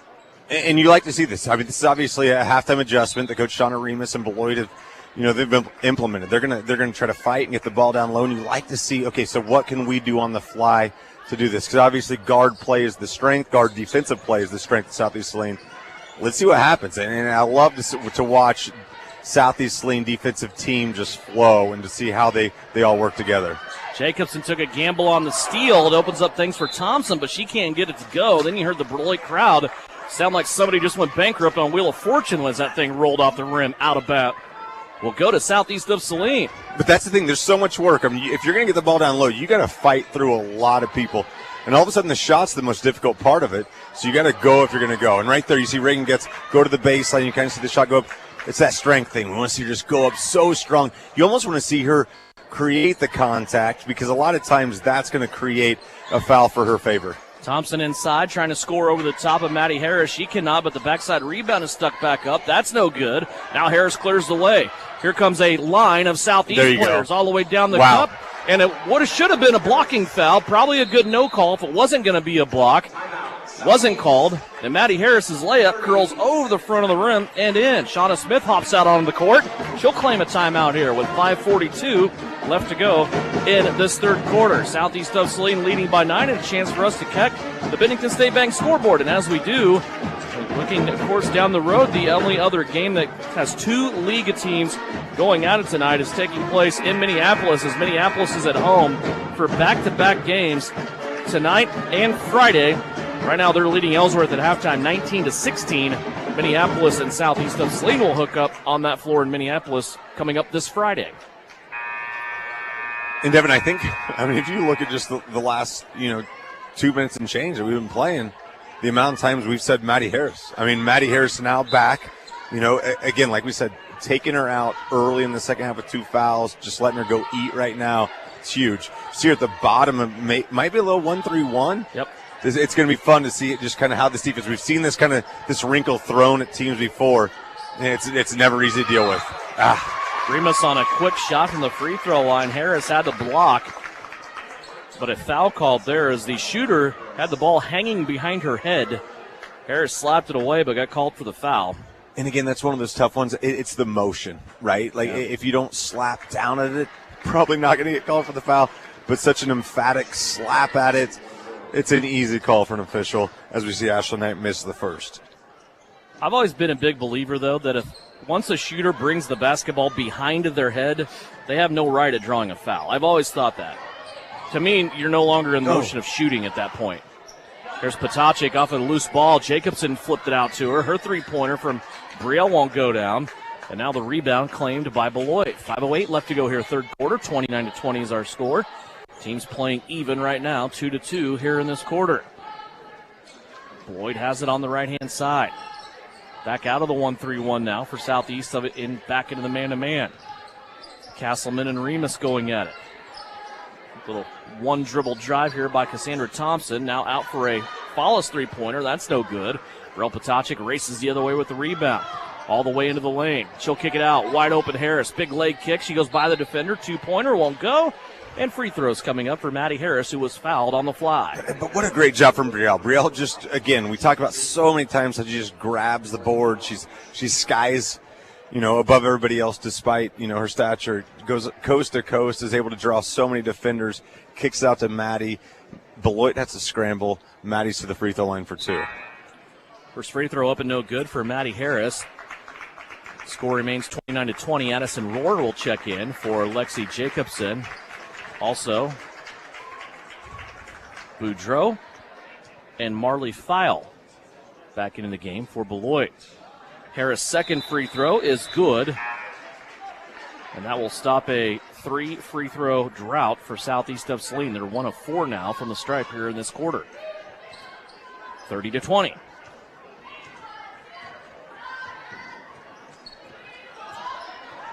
And now going back man-to-man out of that 1-3-1. I think that 1-3-1 is just something you're going to throw every once in a while, just have some fun, because there's nothing wrong with the man-to-man defense. So you're going back to that.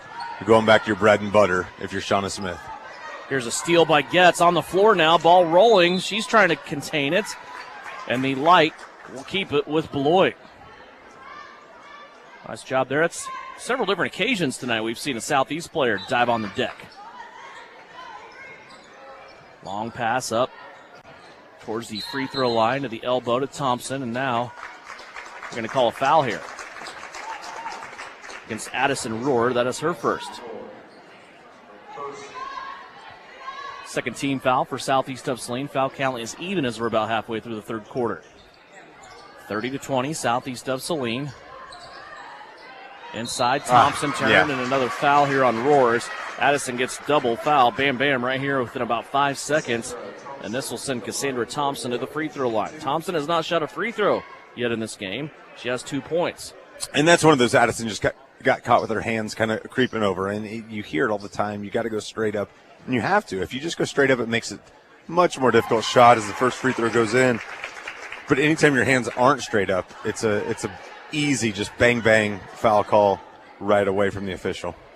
First free throw goes down for Thompson. She'll try to make it an 8-point game with this second free throw attempt. Too strong, no good. Rohr will get the rebound. Ooh. Quick outlet pass to Brielle Potacek. Boy, she turned and found Kaylin Follis right there. She was able to get by her and start the offense here for Southeast of Saline. Getz has it left wing now to Brielle Potacek. Back to Getz. She'll come back up middle of the floor to Castleman. 3:45 left to go in the third. Castleman finds a crack. She'll take it. Now flip it out to Getz. Getz looking inside it. Addison Rohr goes short corner now to Pearson. Abba Pearson trying to power through two Beloit players, and she loses the basketball.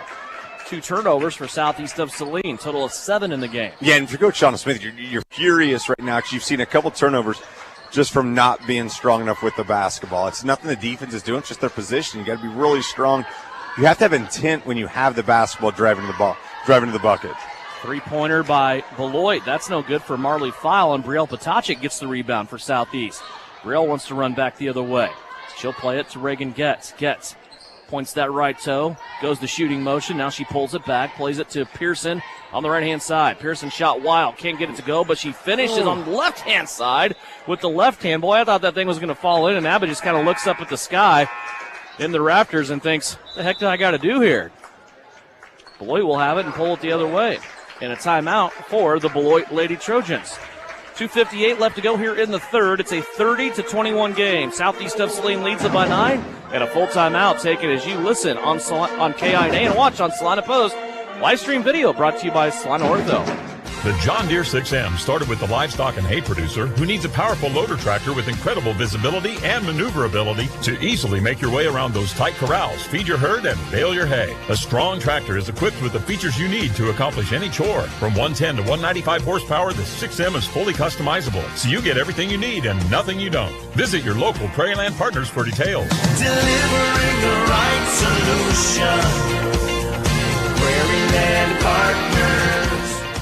Hunters, don't miss the 2023 Whitetail Summit. This is an opportunity to hear from some of the most highly regarded experts in the whitetail management field. Our event will feature Dr. Bronson Strickland from Mississippi State University and Don Higgins, founder of Real World Wildlife and co-host of the Chasing Giants podcast, as well as Wes Delks, a Higgins outdoor consultant. This event will include a meal and exclusive show specials from our sponsors. Doors open at 9:30 a.m. Saturday, February 18th at the Tony's Pizza Event Center. Go to phillipseed.com for more details. This is Trojan basketball on KINA. 30-21 out of the timeout. Beloit trails by 9. They have the basketball with Peyton Remus up top. Abba Pearson there defending. Remus will go by her, but then get into traffic as she approaches the lane and miss the shot. Now a three-quarter court pass from Maddie Harris up the floor to Lexi Jacobson. Second time we've seen that tonight. And the assist by Harris leads Jacobson into her 8th point. Yeah, and what a great pass from Maddie. Again, I mean, it's 20, 30 feet just on a line. Patrick Mahomes, Travis Kelce. Let's hope we're doing that a lot on Sunday, but what a great reception from Lexi. Nice getting her feet set. Great layup. Peyton Remus doesn't miss many jump shots when she's open. Problem is she hasn't been open a lot tonight, but that is her second one. Well, with the free throw, she has 5. 32-23. Pearson working on the right-hand side, gets to the elbow, now avoids Jacobson as those two in the same space. Harris will reset as she retreats towards the half-court stripe. And again, this is what I love to see from Maddie. Just take things back. If things aren't working, just get the basketball, reset everything. There's no hurry, all right? Up 9, make things sure things are fine, and then that happens. Pearson all the way to the cup. Switching defender came off late. May have bothered Abba a little bit, but she was able to get the window and put it in for an 11-point Southeast of Saline lead. Now Beloit open on the left-hand side. A shot missed by Ashlyn Knight, rebounded by Pearson. Here comes Harris with it again. Taking it to the right-hand side to Getz. Getz now driving into the paint. Drags a defender with her. Plays it back out. Harris one-on-one. Doesn't want it. Now back out to Getz. 1:16 left to play. Harris still looking. The baseline side. She's got Remus on her. Now back around. It ends up on the left-hand side of the offense for Southeast to Getz. Reagan now working on a crossover over there. Plays it back to Harris. 1 minute left to go here in the third quarter. Jacobson being hand-checked towards the baseline. Had to put the basketball back into play. And no foul called there on a lot of contact on the shove on Lexi Jacobson. All right, Devin, say whatever you want about that possession. Yes, it ended in a turnover. But it started off with Maddie Harris with an opportunity to throw a pass to Lexi that was kind of iffy. Maddie knows that they have an 11-point lead. She knows not to throw that pass unless it's there. You run 40 seconds a clock. Huge, huge decision from Maddie. You now see a foul on, it looks like, on Abbott, on Pearson. But it's things like that. It's little moments like that that go unnoticed, that if that pass is thrown, it's a turnover, all of a sudden it's Beloit's basketball. You ran 40 seconds a clock before they get the basketball back. That's an upperclassman move. That's a move that you have to take in going to the postseason, understanding the value of the basketball. Great job, Maddie Harris, deflecting the basketball at Beloit. Southeast Saline basketball. Maddie came screaming out of there, chasing the inbounds pass as it was coming in, intended for Ashlyn Knight. It deflected off Harris and then went off Knight out of bounds. First turnover of the third quarter for Beloit. 30 seconds left to play here in the third, 34-23. Southeast of Saline trying to extend this 11-point lead. Harris works left-hand side. Potachik and Castleman came in at that last time out. They're on the floor right now, along with Harris, Getz, and Jacobson. Starters on the floor.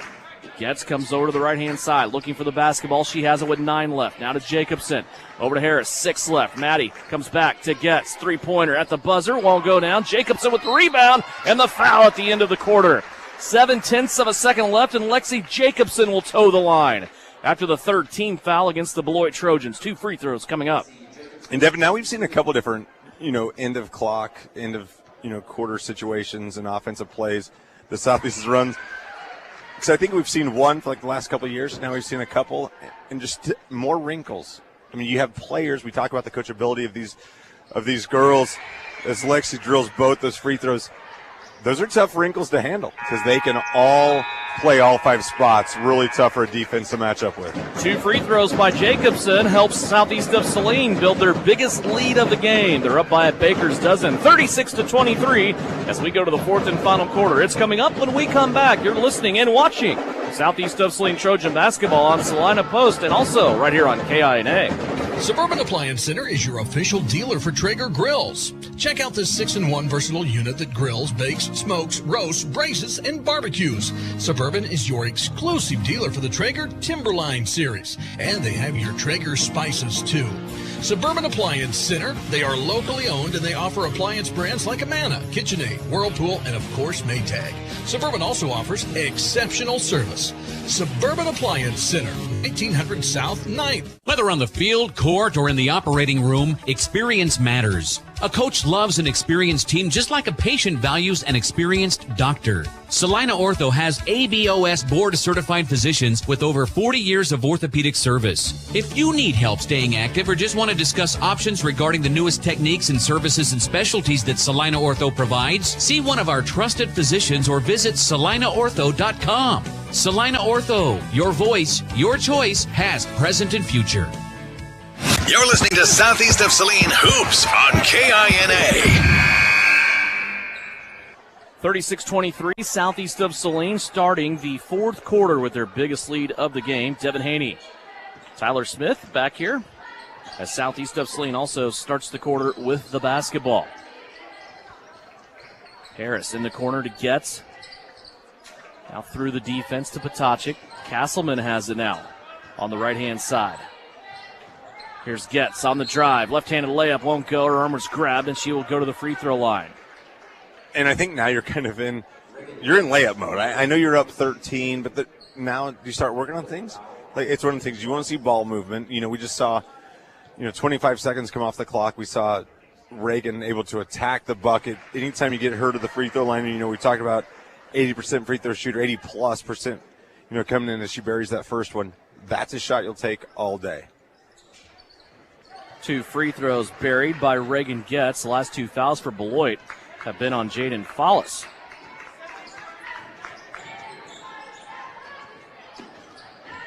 And here's where you start playing the math game, right? Up 15 in the 4th quarter. Take away. You rely on your defense. You see a steal from Reagan Getz. You go play basketball. You continue to secure the basketball and play defense. I mean, there's no style points. We've started to learn this, haven't we? Yep. Especially after last week. 0 style points. You kind of are who you are. And this is a team that's going to get down and play a lot of defense. And, they're going to outscore you when they have to. There's a 3-pointer by Reagan Getz as she comes out and scores the first 5 of the 4th quarter. That lead continues to grow for Southeast. And that's where the issues start becoming, a problem for other teams. You've shut down a Brielle Potacek, who's gone scoreless, who's absolutely destroyed Beloit in the past. And, maybe that was a point of emphasis. But now it's the defense, and then Reagan's going to quietly get hers. And you start looking up and down this, and other than Brielle, it's your could have been a travel, probably a foul on Reagan. But it's a typical Southeast scoring night where everybody's going to get some. Yeah, the problem is you're down by 18 with a quarter left, and you're playing against the league's best defense. Yeah, I mean, yes, that is the issue. And that's exactly what this team will happily hang their hat on. You talk – Shauna Smith hasn't always been extremely happy with the offensive output from these Trojans, but you cannot be disappointed with the defensive output because that's always going to keep you in basketball games, isn't it? Shot up over the rim. Rebound and a foul inside against Brielle Potacek as Brielle shakes her head. Ashlyn Knight will step to the free throw line. She will shoot 2 on the putback attempt there, fouled in the act of shooting. So far, Ashlyn Knight in this game, 0 of 3 from the free throw line. As we check the Bennington State Bank scoreboard down the road in Minneapolis, the Lady Lions in a tight one still. They lead Ellsworth 26-25 as they go to the 4th. And right there was a rare moment that you're going to see Brielle beaten inside. Brielle's so fundamentally sound. You see both free throws miss. It's very rare you see her get caught in a bad position. She's so good defensively. She understands positioning. Just got caught a little awkwardly. Castleman was looking for somebody. She got into the lane to kick it out to. Nobody was really open. She lost the basketball. Now Beloit coming back the other way will lose it out of bounds, and it will stay with the Beloit Lady Trojans. 6:10 left to go here in the fourth. 41-23, Southeast of Saline. Southeast looking for their 14th win of the season. Now a ball turned over on the inbounds. Getz will bring it away for SES. She'll come up on the left-hand wing, now bring it back to the middle of the floor. One-handed pass over to the right to Brielle Potacik. Brielle wants to drive baseline. Hanger and a score. Brielle Potacik with an athletic move on the right-hand baseline. That's her first basket of the night. And I'm a shortstop. I see Brielle's a shortstop. She makes those athletic moves. What an absolute hammer. Dad was a shortstop. Mom was a shortstop. She just does things athletically. We know that she's a point guard. We know all the things that she can do on the basketball floor. But goodness gracious, what a move right there. A little step, little shuffle. Great move from Brielle. Here's a pass across the paint. Nice look there by Beloit to find Brecken Boudreau. She becomes Beloit's leading scorer now with 7 in this game. Yeah, Boudreau's a nice little freshman, right? We've seen her finish a couple times. Sure. Pretty tough buckets. We've seen her from the perimeter as well. Nice little touch from Beloit. Potacik looked at a 3. Now she'll skip it across to Reagan Getz. Now get it back. Brielle for 3. That's short. Kisses the front of the rim and a couple of deflections. The ball will end up out of bounds and stay with Southeast of Saline 3 minutes into this fourth quarter. Sutton Douglas checks into the game. She will replace Brielle Potacik. For Sutton, this is her 7th appearance in a varsity game this season. And Devin, as we see these freshmen come in, as we see somebody like Sutton Douglas, these are huge. I mean, these are valuable minutes. You know, we talk about this all the time. When you get into a tournament run or you do something, you don't know about injuries, about foul problems, about anything like that.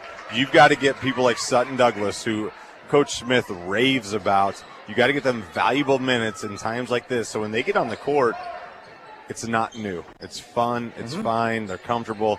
This is going to be big minutes for Sutton. There's a couple of dribbles. Now a pullback shot that is up by Olivia Wright. That's no good. Rebound is tied up in a jump ball situation. We'll go to the arrow, and it's pointed towards the Beloit Trojans. Speaking of freshmen, here comes Abba Pearson back into the game. She will replace Reagan Getz. 4:37 left to play here in the fourth quarter. 43-25, Southeast leading.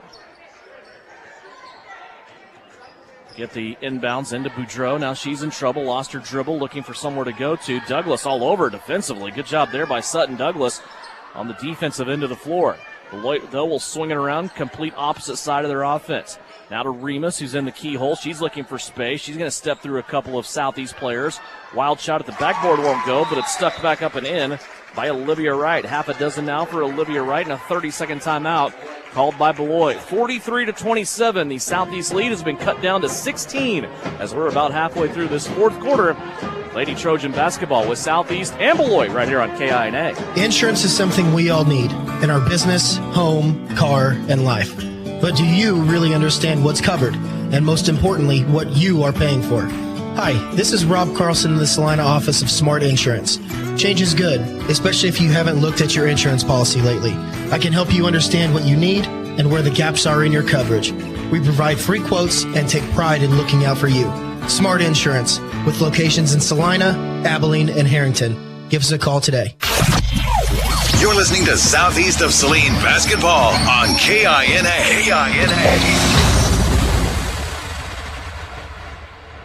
Devin Haney, Tyler Smith back here at Southeast of Saline. Full court pressure being dialed up out of the timeout by Shauna Remus, head coach of the Beloit Lady Trojans. Southeast will have to play against that probably the rest of the way. Long pass to Avery Castleman to Jacobson. Lexi floats in off the window. The ball all the way around the world inside the rim and then falls out and it's tapped out of bounds by Beloit. And Devin, one of those things with Lexi, like Lexi's so good off of 2 feet. You want to see her, and we see her make so many layups, but that's where you just want to see her go off that left foot, get that contact into her, and go up off 1 foot. Off the inbounds, Maddie Harris wants all 3, and she's going to move into double digits now with 11 points. Maddie Harris, her second three-pointer of the night. Just a great job from Maddie. I mean, we don't see her force many shots. You almost wish she would take more. I think that's a conversation we've had over the last 3 years. You would love to see Maddie taking 10 to 12 shots a game, but when she takes them, they're good shots. There's a drive and a shot put up on the right-hand side of the basket by Ashlyn Knight. 8 points now for her. 46-29, 3:24 left to go. Sutton Douglas has it up top. She'll swing it left to Castleman. Now back around through Pearson. Harris. Now Douglas again. Castleman is open. Top of the key. Her three. Too strong, no good. Harris, though, will get the long rebound and keep it on the offensive end for Southeast. Approach the 3-minute mark. Pearson. Now back to Castleman in the corner. Avery watching offense. She's going to look for Harris here. Harris had to make a nifty little spin move and go back door. Now she's going to bring it all the way back out to the Trojan logo. And again, just in total control. Look at Maddie Harris. Harris all the way to the cup. Goodness gracious. Basically what she did right there is brought the defense out and then raced them to the rim. And she was able to win. 5 points in the quarter now. 13 for the game for Maddie Harris. She's playing at that just at a different level. I mean, this is exactly what we've been talking about the last couple of games, last couple of weeks. I mean, if you have Maddie Harris playing like this, I'll have a tough time having somebody tell me there's a better guard, a better point guard, a better just controller of the game than what she's doing. Jacobson inside for that silky, smooth, hanging jump shot. Lexi now has 12. The lead has moved into 21 now for Southeast of Saline. 50-29, 2 minutes left to play. It's fun to watch them play with confidence, isn't it? Like, it's tough to say a 13-2 team doesn't play with confidence, and I think that's one of those things as we see Lexi just jump in the pass, deflected off Beloit. 13-2, but don't always play like there's that confidence there. I don't know what, and maybe it's just that last week. You know, it was a tough week. You know, tough close games, but here you are. I mean, your conference foe. Everybody knows what game's coming up on Friday. They know it. It's been highlighted on their schedule since the day they lost. But this was not a look that nobody looked past this game, and you're coming out just ferocious tonight. Everything's working. What a great setup for what Friday is going to be. Gets for three. That one hit the front of the rim, almost rolled home. Pearson trying to save possession, but it's taken away by Kaylin Follis there for Beloit. I've coached my share of women's basketball, girls basketball, whatever you want to call it, all age levels, so I feel like I'm qualified to say this. I realize you need to pass, dribble, and shoot. I get that. You need to be fundamentally sound, but girls basketball is 65% confidence. If you get a confident bunch, man, they are hard to stop. You're exactly right, and you're seeing it with them now. They're oozing confidence, and like we said, it comes from your floor general. I mean, it comes from Shauna Smith. Look at that move. Look at that. Sutton Douglas all the way to the cup with the left hand and off the window. Boy, that was a nifty little drive. Tell you what, that the ball security as she goes through, dribble, ball security, nice layup from Sutton. Great move from the freshman. Shot up by Remus. That's no good. Maddie Harris with the rebound. Long pass once again. She'll get it to Pearson. Left-hand side now to Getz. Reagan all the way to the rim. Had to scoop one out. Came off her shoulder. Now she's going to try to save it, and a Beloit player tips it out of bounds. It will stay with Southeast of Saline with 33 seconds left. And again, you're seeing Harris come out. Should be a big round of applause for Allen Fieldhouse or for the Octagon of Doom. You know, everyone's up on their feet. You know, right now, just a great performance from Getz, from Harris, from every single one of these starters. They've just done a great job. And, you know, we talked about this early on. It's the players at the bench that have been huge tonight. You know, you might not see it on the stat sheet, but their contribution has been massive. They played great defense, and that's going to be, you know, something you just keep rolling on as you go to the postseason. Sarah Feldman and Emma Zerflu have checked into the game. Zerflu returns. Feldman in for the first time. Beloit goes in deep to Cassandra Thompson, who is fouled.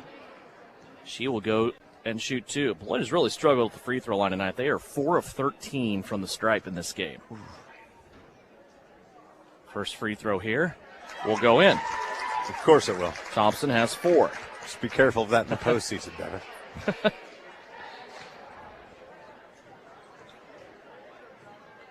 Cassandra Thompson, second free throw on the way. 22 seconds left to go. Also goes in. Thompson with 5. 52-33. Potacek speeding up the floor. She's going to cross the line. Zerflu has it come off her fingertips and just could never get it wrangled back in. It will go back to Beloit with 12 seconds left to go. Good fourth quarter here for Southeast. They were sound. They fought off any type of surge that may get sparked up here. Reagan gets her first 5 points of the quarter, really kind of dampened things for Beloit. And then it was able just to play defense from there. Emma Zerflu reaching in, gets it a foul. Her second. Yeah, Devin, you're exactly right. I mean, it's one of those things. It was the game was still kind of in limbo, and you know you're going to see a rush from Beloit, when that fourth quarter starts. You're exactly right. Reagan just kind of settled everything, and then all of a sudden it was Maddie that did the same thing. Maddie just took control. Everything was just fine. Reagan took care of the scoring. The leaders led, and that's exactly what you need in a moment like tonight. 2 free throws by Peyton Remus at the free throw line. Southeast of Saline just has to inbound it here. They do so to Brielle Potachik, and that will do it. Southeast of Saline gets a victory. 52-35, our final score. Southeast of Saline on the season now 14-2 on the year. They will go to 6-1 in league play, while Beloit, they will drop to 4-12 and move to 2-5 in league play. When we come back, we'll go over final numbers for you. We'll also have a Vernon Jewelers Gym of the Game and get you ready for the guys' game with a Vernon Jewelers Gym of the Game here in the girls' game before we turn the corner.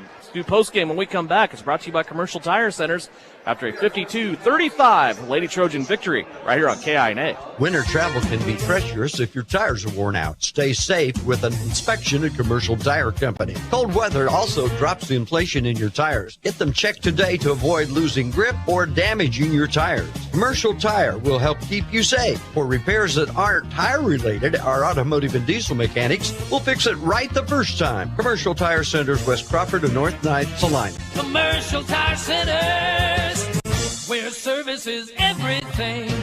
Love is in the air and a proposal has been on your mind. Don't blow it. Vernon Jewelers is here to encourage you, and now is the time to pop the question this Valentine's Day. In store at Vernon Jewelers, look for special featured engagement rings tagged with a special blow pop, making your search easy and worry-free. With free checks, cleaning, and in-house repair, Vernon Jewelers is your full-service jewelry store.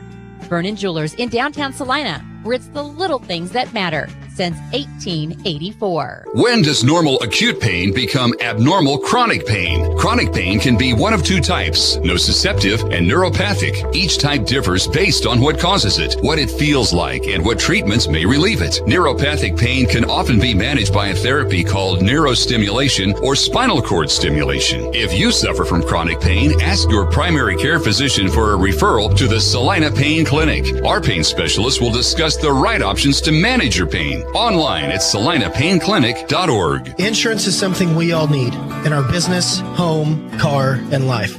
But do you really understand what's covered? And most importantly, what you are paying for? Hi, this is Rob Carlson in the Salina office of Smart Insurance. Change is good, especially if you haven't looked at your insurance policy lately.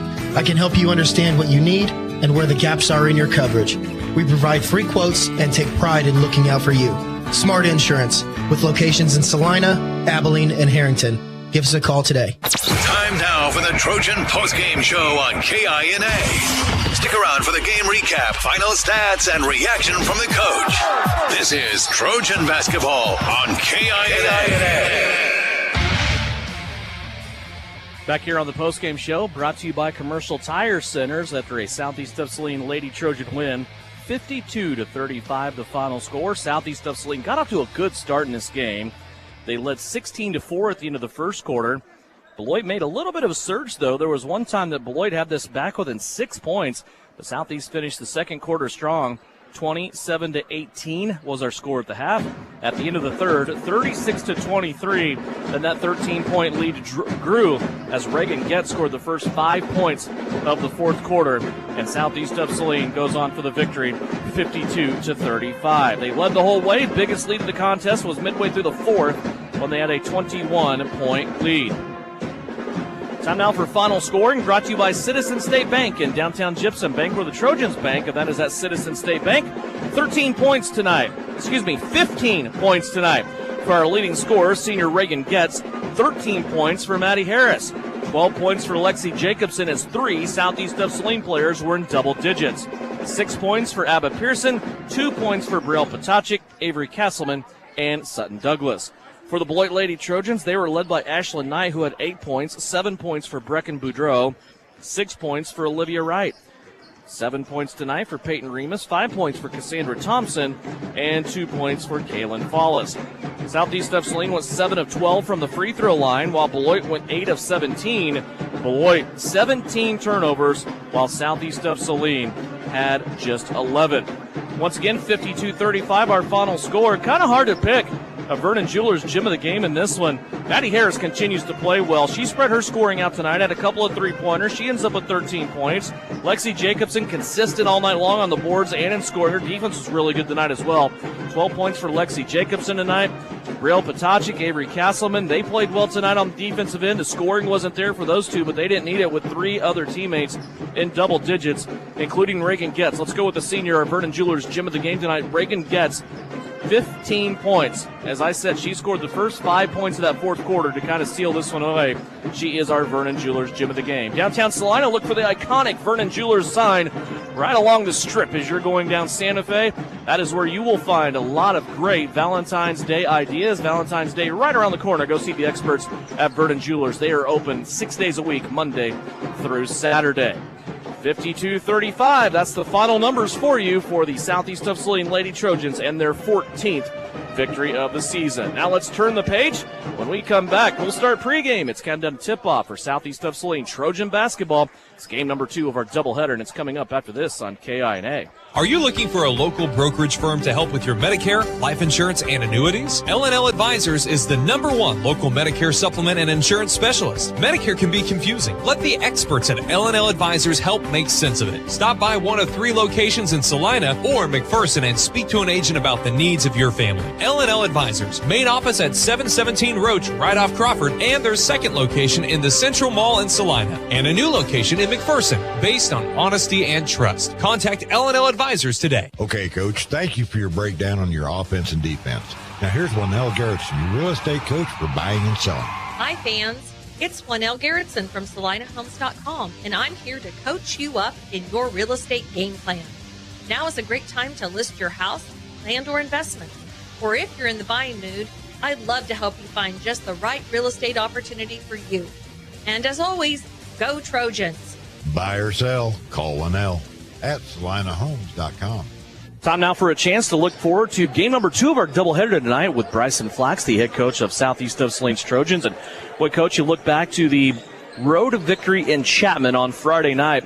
It wasn't an easy game for you early on. The Irish came out and battled with you, but you were able to put on a little bit of a run, an 8-0 run there at the end of the first quarter, carry that on into the second quarter, and lead by 15, 35-20 at halftime. What were your thoughts on that first half? Yeah, so early on, it took us a little time to adjust to the box and 1 and the triangle and 2 that they were playing on Eli and Nakari, and we knew about the second possession. That's what they were giving us, but it was one of those things where I don't like calling timeouts, and so I thought we could stay steady enough to ride it out for the first 8 minutes, and then talk about it at the break or talk about it if Chapman called a timeout, and that's what we did. And once we settled in and we started doing some good things. Nakari and Eli, they were patient.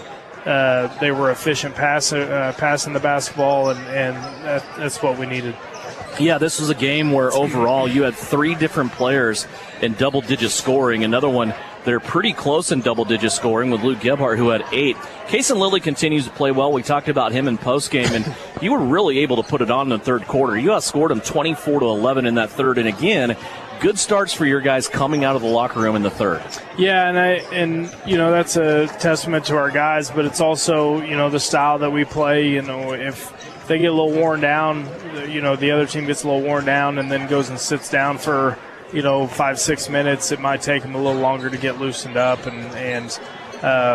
But to your point about Kason, he's on a really good streak right now. He's playing really good basketball for us. Kason and I had a conversation a long time ago about him being a starter versus coming off the bench, and he's an all-league caliber player, coming off the bench for us, but at this point, when you're 14-1 or 15-1, whatever it is, you just kind of you keep it the same, and the guys are all bought into what we're doing, and that's kind of key. And there are some guys like that, too, that they love coming off the bench. You kind of get a feel for the game a little bit, get your bearings, see where you're at, maybe pick your spots when you get a chance to go in there. And some guys excel at that. It seems like he's kind of settled in with that. Yeah, I think so. And he wanted to start, there's no doubt about it. And I thought, it's just puts me in a weird spot, right? I got to, it's do what's best for one kid or what's best for 14 kids. And I think we're putting him in a really good spot to be successful, and he's taking full advantage of it. And a lot of guys like that are. We're getting valuable minutes. Brenton the other night didn't play a lot, early on in the game flow, but when he came in, he was efficient, rebounded hard. Those are the things that we really, really need. And the benefit of this, junior class and even some of these guys that come off the bench for us, they practice against these guys or with these guys daily, so we think that we practice are as competitive as any game that we play. They need to be that way, and I think our guys are improving and competing that way when they come out here. We're down to 5 games left in the regular season, including tonight, and we play a Beloit team here tonight that you were able to beat in December. Seems like a long time ago. It was 68-46. This Beloit team, though, they got up to an 0-3 start this season, and that loss to Southeast of Saline on their home floor seemed to light a fire under the Trojans. They have only lost 1 game since that December meeting with you at their home floor. They lost to Olathe North in a midseason tournament in Colby. They have really gone on a run here. What's different about this Beloit team since the first meeting? Well, the thing that sticks out the most is they're not turning the ball over as much. They're being more efficient with their offensive possessions. They are posting. They got a 3-man post rotation. They all 3 post extremely hard. They all 3, offensive rebound really well. And so they're, what they're missing, they're getting extra possessions on a lot of that. But the biggest thing is they're not turning it over. They're able to get more shots up, get more post touches. The zone kind of is what it is. You just can't let the length bother you. Yeah. But, you could see some 2-2-1 back to 2-3, and they're pretty much committed to playing it. There have been times this year where we've seen the zone kind of get you guys out of sync early on. Are you confident that you've seen enough zone up to this point that the guys can go out there and execute and play well against it? Yeah, I think so. And our key is, we haven't had the hottest starts early because we're not hitting shots early. Yeah. And so, I'm not mad at the shots we're taking, though. I think we're taking really good shots. We're gonna start knocking them down, and when we do, I feel like we got a chance to, instead of score 65, we got a chance to score 85 if we're knocking down shots. It's just one of those things. We just got to get on it earlier. Best of luck to you. We'll talk to you after the game. Thanks. Bryson Flax, head coach of the Southeast Trojans. His guys tonight have their rematch against the Beloit Trojans, the top 2 teams in the NCAA and the top 2 teams in the sub-state standings. When you look at the Russell Regional Sub-State, that is coming up at the end of the month. Whether on the field, court, or in the operating room, experience matters. A coach loves an experienced team just like a patient values an experienced doctor. Saline Ortho has ABOS board-certified physicians with over 40 years of orthopedic service. If you need help staying active or just want to discuss options regarding the newest techniques and services and specialties that Saline Ortho provides, see one of our trusted physicians or visit salinaortho.com. Saline Ortho, your voice, your choice, past, present, and future. At home or on the road, K4 Garage will keep you moving. With over 12 years of mechanic experience, owner Nick Trout will diagnose and repair your engine to keep you in the game. Full-service gas, diesel, or tires. K4 Garage also has a fully stocked convenience store with snacks and drinks. Open Monday through Friday, 7:30 to 6, Saturday from 9 until 3. Trust K4 Garage with keeping you on the road. And if it has oil, they can change it at K4 Garage in Gypsum.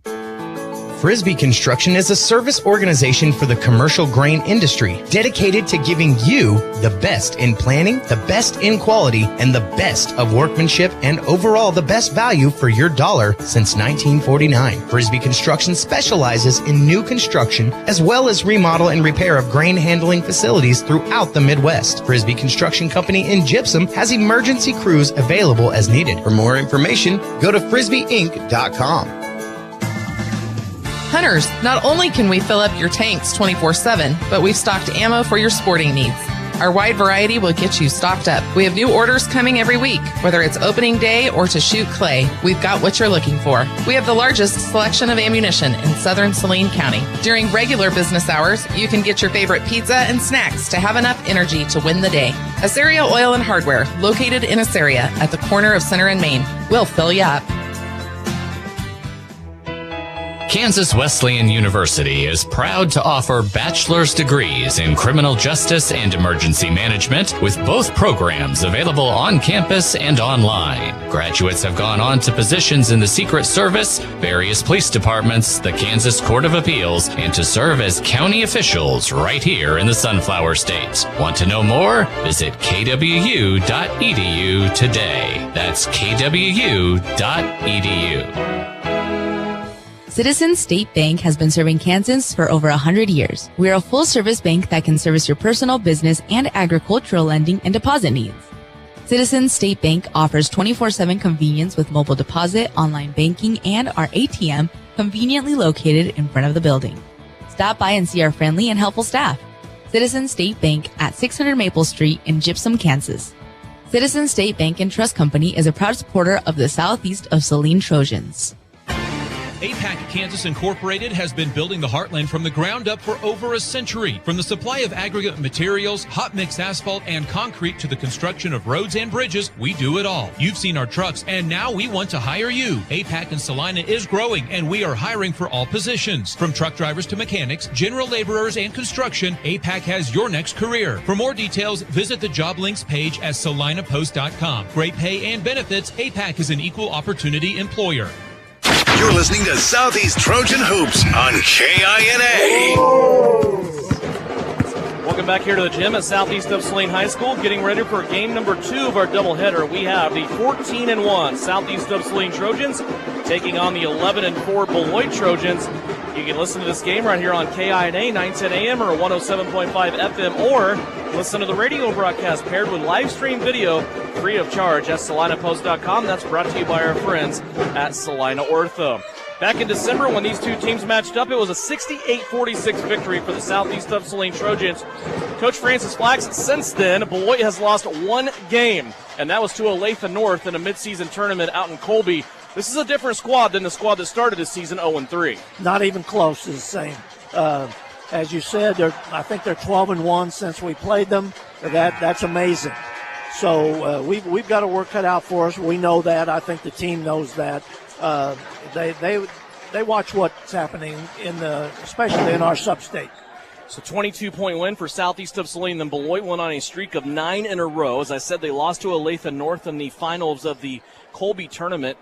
They won their last 2 games, though, by a margin of 11 over Sacred Heart and 35 over Republic County. This is the Beloit team that we expect year in and year out. And give Ryan Eilert a little bit of time with a group of anybody. He's going to make a basketball team out of them. There's no doubt about that. Very good coach. And, as I look at Beloit, that's all from the point guard on up. This is a tall team. Yeah. And we've got a work cut out for us. They use their height, and they use it well. Southeast of Saline, of course, they don't lack athleticism, and they have a little bit of height on their side as well. Let's go over the starters and the characters that you will hear about here tonight. Again, Beloit under the direction of Ryan Eilert. He is in his 15th year at the Beloit Trojans. He is the veteran head coach, the lead head, if you will, in the NCAA. He has his Trojans out to an 11-4 record this year after an 0-3 start. They're 5-1 in league play. As I have said a couple of times tonight, Beloit is that team sitting right there in second place behind Southeast of Saline in league standings and also in sub-state standings. They will start Wyatt Brockelman, a 6-foot senior point guard. Brockelman second on the team in scoring, just a shade over 12 points a game, also 2.5 rebounds per contest. Noah Gerstner is a 5'9 junior sharpshooter. Gerstner gets 9 points per game, also 2.5 assists and 2 rebounds. Quinn Eilert, a 6'2 junior, averages 8.5 points per game, 5.5 rebounds. Eli Johnson is a 6'3 sophomore. He averages 7 points a game and 6 rebounds. And the big guy on the inside, the leading scorer and leading rebounder, is 6'5 junior Bryce Beisner. Beisner averages 14 points a game and also grabs 8.5 rebounds. For the Southeast of Saline Trojans, under the direction of head coach Bryson Flax, assisted by Trent Douglas and Joe Ross, he will start. Eli Sawyers, a 6'5 senior. Eli averaging over 17 points a game, also 5.5 rebounds and 2 assists. Nakari Moracle-Palmer, a 6'3 senior, averaging 15 points a game. He also leads the team in rebounding and assists, 9 rebounds per contest and almost 5 assists per game. He also leads the team in steals. Drake Augustine is the third senior, a 5'10 senior, averaging 7.5 points per game, 2 rebounds and 3 assists. Luke Gebhardt, a 6'1 senior. Luke averaging 7 points a game, 3.5 rebounds, and almost 3 assists per contest. And the lone junior in the starting lineup is Daniel Kerr. Kerr averaging 3 points a game. He's a 6-foot junior. Kerr also gets 2 assists and a rebound per contest. Southeast of Saline at 14-1, 6-0 in the league play. And as I said, a couple of different angles on this game. You can talk about league standings, where Beloit is 1 game behind Southeast of Saline. You can also talk about sub-state standings, which Beloit sitting right there in second place. Coach, your new image audio, keys to success tonight for the Trojans of Southeast. We already touched on that they're a much improved team, so we have to be up to the challenge. We have to limit our turnovers and take advantage of their turnovers. I think that's going to be the difference in the game. And the last thing is we just have to limit their second chance opportunities because they're big on the inside. They are that. They win the tip, and Beloit wearing their black jerseys trimmed in orange. We'll start out with the basketball. Southeast of Saline in their home whites, trimmed in purple. Again, including this game, just 5 games left of the regular season for high school basketball. As we approach already, tough for me to say, the middle of February, as this time's moving right along. This should be a good one, though, here between the two Trojans in the NCAA, Beloit and Southeast. Beloit taking their time here on their first possession of the game. They are not afraid to let the three-pointer fly if the chance really presents itself, but they're also not afraid to pound it inside either. With the basketball, Gerstner on the right-hand side. Southeast of Saline continues to play that patient man-to-man defense that is now 51 seconds deep in this possession. And how many times have I told you this year? Every night. Let's put the 30-second clock in. And Beloit loses it in the corner. Gerstner got caught up in a little soft run and jump between Gebhardt and Danny Kerr and lost the basketball. Turnover number 1 belongs to Beloit. Southeast now, 1:05 into this game, will get their first possession of the night. Augustine with it, right wing, will go to Sawyers. Sawyers with a soft bounce and an attack to the rim. Can't get the shot to go as it curls off the front of the iron, and the rebound comes away to Quinn Eilert. Beloit will have it back. Each team has had a chance here. Brockelman with it. Speeds off to the right-hand side, now flips it out to Eilert. Eilert goes high post now, inside. Mid-lane for a jump shot to Eli Johnson. That's no good. Taken now by Nakari Moracle-Palmer. Up the floor to Sawyers. He gets his way in the middle of the paint. Missed another one. This one off the back of the rim. And the rebound taken in here by Brockelman, who had to fight his way out of a trap underneath the basket. Beloit back the other way. 6:10 left to go. Skip pass over the top of everybody. Gerstner, little head and shoulder twitch. Wants to go baseline. He's shut off there by Daniel Kerr. Now he'll bounce it inside to Johnson. Johnson lost the basketball. Sawyers will take it away. Turnover number 2 for Beloit. Sawyers all the way to the cup. Missed another one, and Eli Sawyers has started this game 0 for 3 from the floor. Not very often I can say that, if ever. No, and all 3 of them have been in the lane. That's a little bit strange, but he'll get it figured out here. Still scoreless. Here's a three-pointer by Beloit, and it is good. Wyatt Brockelman on the left-hand wing gets the first points of the contest with 5:35 left to go here in the first quarter.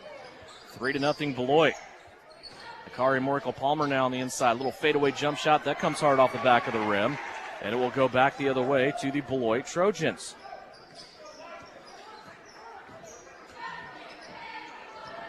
Matchup between Gerstner and Augustine starts at the half-court stripe. Now comes off to the right-hand side. Trying to go to Johnson down low. Beisner with a hard bounce in there. and Beloit has 3 turnovers. It was a tough angle for that pass. The Beloit post player was posted up very well, but it was a straight-on pass. Very difficult to connect. Another good crowd for a Tuesday night here, especially on the home side for southeast of Saline. Skip pass over the top of everybody. Gebhardt catches it. Luke now on the baseline drive. He'll be stuck there in a trap. Now out to Daniel Kerr. Over left to Augustine. They'll swing it back around. Gebhardt will try this three-pointer, and it's canned.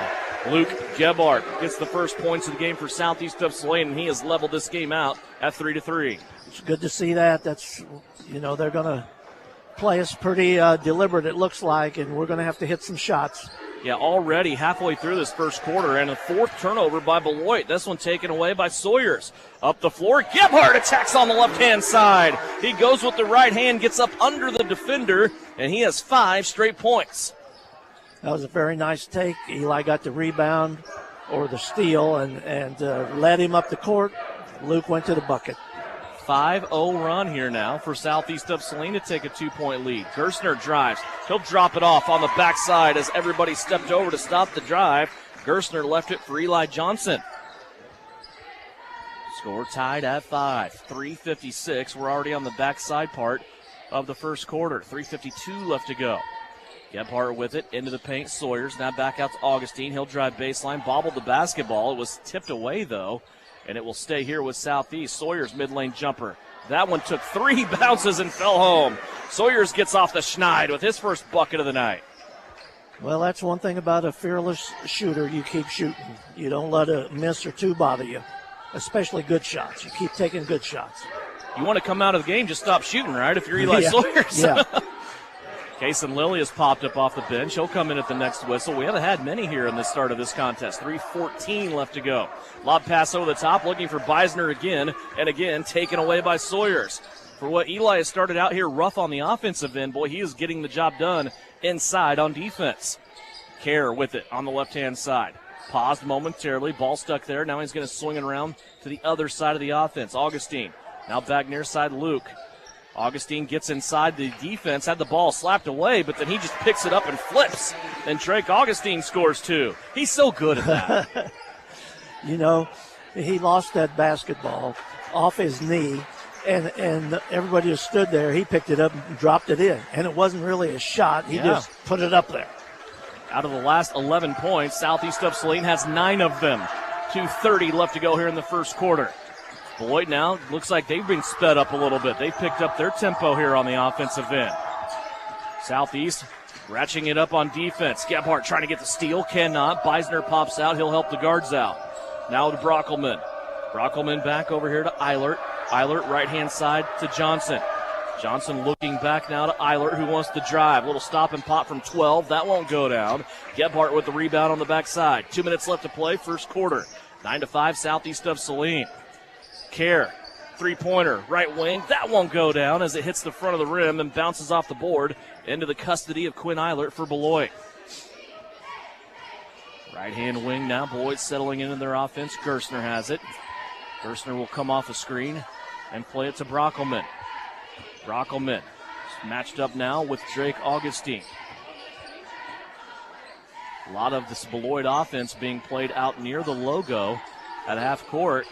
And then they'll try to bounce it inside like right here. They go to Johnson. He's stuck. Forces up a shot, and it goes off the window and in. Eli Johnson gets his second basket of the night.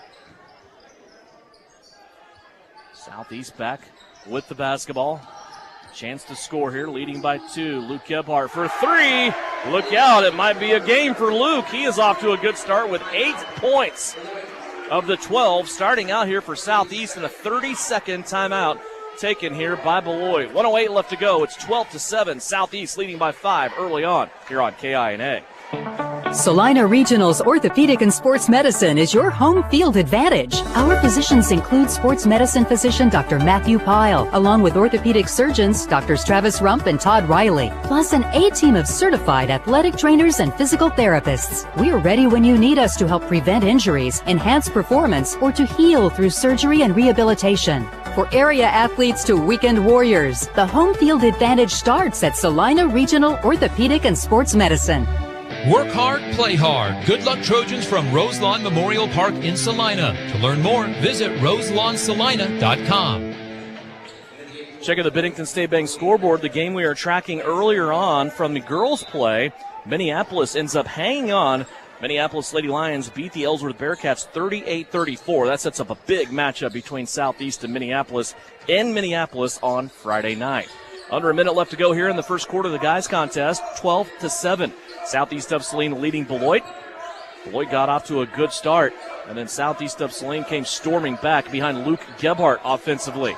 Pass on the inside, intended for Beisner. Nakari Moracle-Palmer pokes it out of there.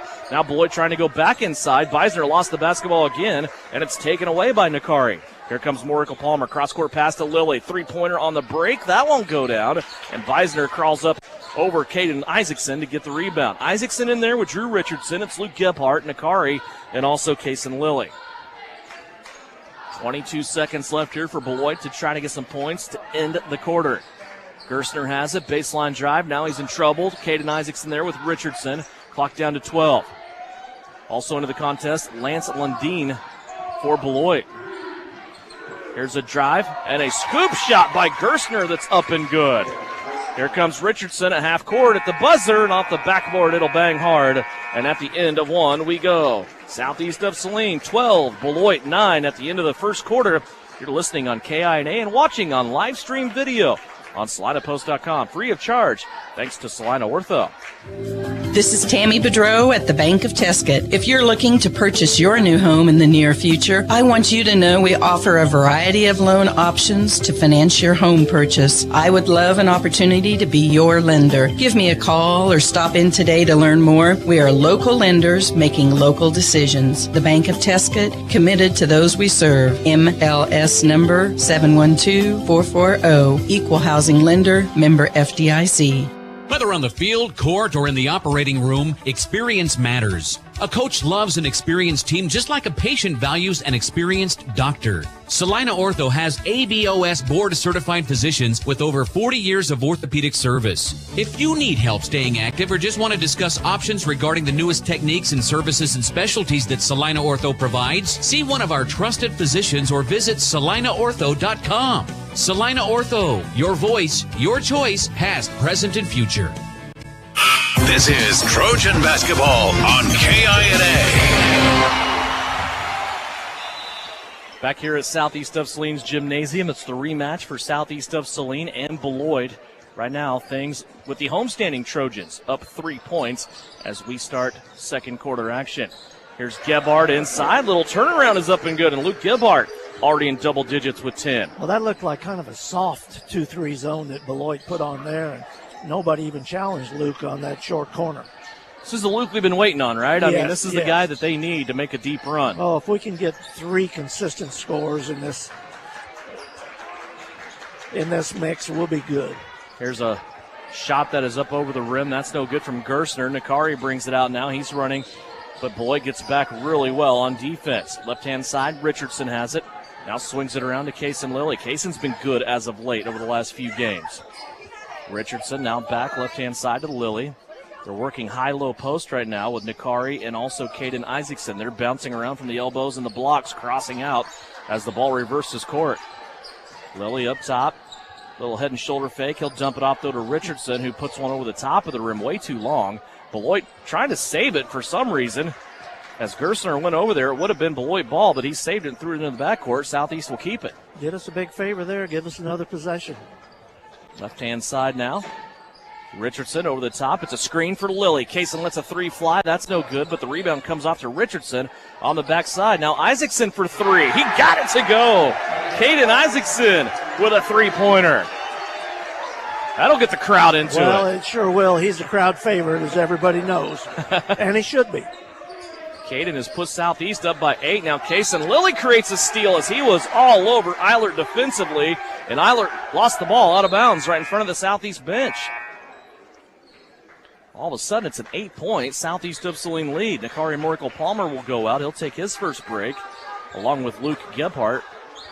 You can't rest on your laurels. You got to get after him, stay after him. Put the foot down now. Augustine and Sawyers will check back in. Case and Lilly works it around. Richardson in the middle of the floor. Augustine on the right.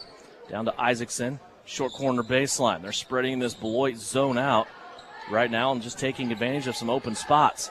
6 minutes left to play. Second quarter. 17-9. Southeast slowly building this lead over the first half. This was really kind of a battle in Beloit. People don't remember that because it ended up being a 20-point game. But it was a one-possession game at halftime. It was 24-23 at the break. Yeah, it was a good game, tell you the truth. Sawyer's inside. Isaacson got blocked up high and then knocked to the floor. The foul inside against Beloit will send Caden Isaacson to the free throw line. And the foul will go against Brody Linton. And you know, Devin, that's another plus if we can get Caden to score 2 or 3 buckets a game. Yes, sir. Coach, we've played almost 10 and a half minutes, and that is our first foul. Free throw by Isaacson is up and good. Noah Gerstner checks back in for Beloit. Also Brockelman back in as well. Wyatt. Caden Isaacson trying to give Southeast a 10-point lead here. Free throws up. It won't go down. Caden Isaacson has scored the last 4 points, though. 9-point lead here for Southeast of Saline. It's 18-9. Beloit with the basketball back. 5:25 left to go. Here's a pass that led Beisner out away from the basket. He put a shot up off balance. That won't go down. Now Sawyers wins a volleyball match for the rebound. Here comes Sawyers with it. Blows by one Beloit defender, lost the ball, and there's Caden Isaacson picking it up and scoring. Caden has scored the last 6 points of this game. Don't stop now. It's an 11-point Southeast lead, 20-9. 5 minutes left to go in the second quarter. Brockelman left his feet there, really had nowhere to go, but he gets it back. Will jack a 3. That won't go. Rebound inside, and an and-one opportunity coming up for Eli Johnson. Johnson and Johnny on the spot there as he was able to put that back in. Well, like you said, we played almost, 11 minutes, and that's the first offensive rebound, I believe, that Beloit has. Johnson's free throw won't go down. Sawyers gets the rebound. That foul on Sawyers was the first team foul for Southeast of Saline. Stopped a big Southeast run there. Still 20-11. Here's Sawyers for a long 2. That won't go down. Rebound on the weak side by Wyatt Brockelman. Brockelman now in the backcourt looking for Gerstner. He'll cross court now, end up in front of the scorer's table. Over to the right-hand side, Johnson. Johnson now comes out to set the screen. Gerstner goes away from it. Plays the ball to the opposite side to Eilert. Eilert will stop down low. Now Brockelman has it stripped. Augustine takes it away. 2-on-2 break. Augustine's going to go all the way to the cup. He leaves it off for Sawyers. I think it caught Eli Sawyers a little off guard, but he did a really good job making the adjustment and contorting his body to get the tip. Yeah, that was a tough putback that he just had right there. His feet were under the rim, and he that was amazing. 22-11. Southeast doubling Beloit up here early on. 3:49 left to go. We're halfway through the second quarter already. Try to talk to Shauna Smith at halftime about another Lady Trojan victory here tonight for Southeast of Saline. Johnson, 15-foot jumper. He canned it. Eli Johnson, leading scorer for Beloit here early on. He has 4 in each quarter for a total of 5.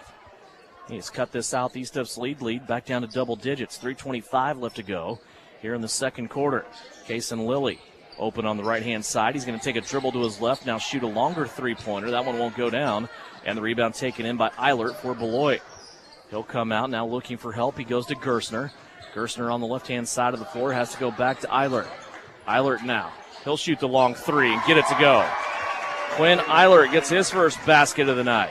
Yeah, we made a little mistake there, went for a steal and had to run clear past him, and when we did, left him wide open. Augustine for a long 2. That won't go. Feet just inside of the line, and Beloit has the rebound. They're on a little bit of run here, are the Beloit Trojans. Yes, they are. They got it back within 6, and they have the basketball. 2:43 left to go. Basketball with Wyatt Brockelman on the right-hand side. Now he comes back to the center of the floor. He'll play it on the pass, left-hand side to Gerstner. Gerstner bringing that defense out away from the basket. Now to Eilert. Eilert over to Beisner. He's been quiet here early on. Beisner hard bounce into Johnson, turn around 2, and that'll go. And a timeout called by Southeast of Saline. Bryson Flaxman wants to talk about it. It's back to a 4-point lead as Beloit leads at 22-18 in a 30-second timeout. We'll step aside quickly. 2:22 left to go here in the second quarter. Southeast leads it by 4 on KINA.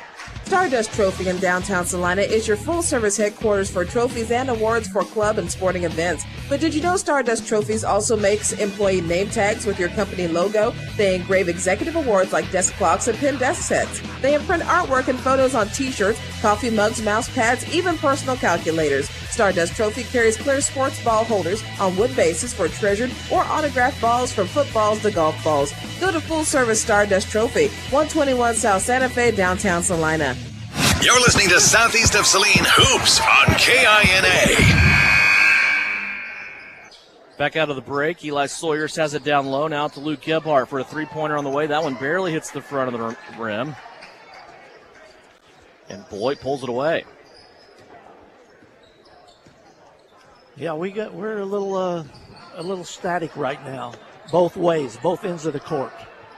Beisner has to come all the way out from underneath the rim to help out Brockelman and avoid a 5 count. During that break, substitutions by Bryson Flack. Starters back out on the floor here for Southeast of Saline. It's Richardson, Gebhardt, Sawyers with a steal along with Kara and Nakari Merkel-Palmer. Luke Gebhardt all the way to the cup out of the steal by Sawyers. And Luke Gebhardt gets another one. 12 now for Luke Gebhardt. Trap right in front of the scores table on Gerstner. He gets rid of to Brockelman. Brockelman open for a 3. That won't go down. Rebound Sawyers. Baseball pass down the floor to Nakari. He'll retreat, bring 2 Beloit Trojans with him. That opens up Kara for 3. That won't go down. And the rebound on the backside taken in by Eli Johnson. 24-18, approaching the 1 minute mark. This has been a quick moving first half. Brockelman with it. He'll go to the right, Quinn Eilert. Eilert goes away from the screen. Beisner was trying to set in the keyhole. Now Beisner has the basketball. Tipped away. Eilert's going to save it, though, here for Beloit. He's heels on the sideline. Now a ball poked away, and they're going to call a foul on Augustine. Just the 3rd foul of the game. That's the 1st on Drake Augustine.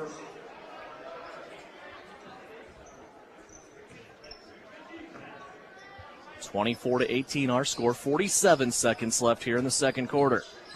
Johnson has it, top of the circle. Comes back to Eilert. Eilert being hounded there defensively by Luke Gebhardt. Now to Brockelman. Clock continuing to melt down here, down to 35. Gerstner has it on the right. Inside now to Eilert, and he's going to be fouled down low by Luke Gebhardt. 2 free throws coming up for Quinn Eilert. Yeah, I think if Luke would have just kept his hands off, he had him to the baseline, where the baseline was his friend, I think it would have been a difficult shot. Eilert at the free throw line. So far, Beloit 0 of 1 from the free throw line in this game. That'll even them up now at 50% as Eilert makes the first. 4 points so far for Quinn Eilert. 30 seconds left to play. So we approach halftime. Again, numbers from the first half. Shauna Smith coming up at the break. Second free throw. This will go down as well. 5 points all in this quarter for Quinn Eilert. And again, Beloit has it back within 4 for the second time in the quarter. Augustine in the backcourt. We'll dump it off now to Luke Gebhardt. Gebhardt with a lob pass over the top. Goes to Daniel Kerr. Clock stuck with 22.9 seconds and not running. And now it skips all the way down to 17 and starts running again. I think what is on the clock right now is correct. Because it froze. And then when it restarted, it had the time ran off.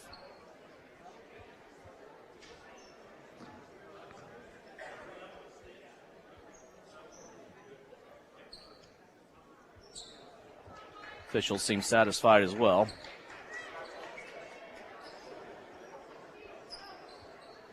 Not sure the Beloit bench even knew that there was a problem. 16.4. Southeast with the last crack at it here to try to extend this 4-point lead. And Augustine lost the basketball. Now it's on the floor. Drake gets it back. He tries to step through defenders, and he travels with it. Beloit will have it back with 7 seconds left. 2 turnovers in this quarter for Southeast, but that's their only turnovers in the whole half.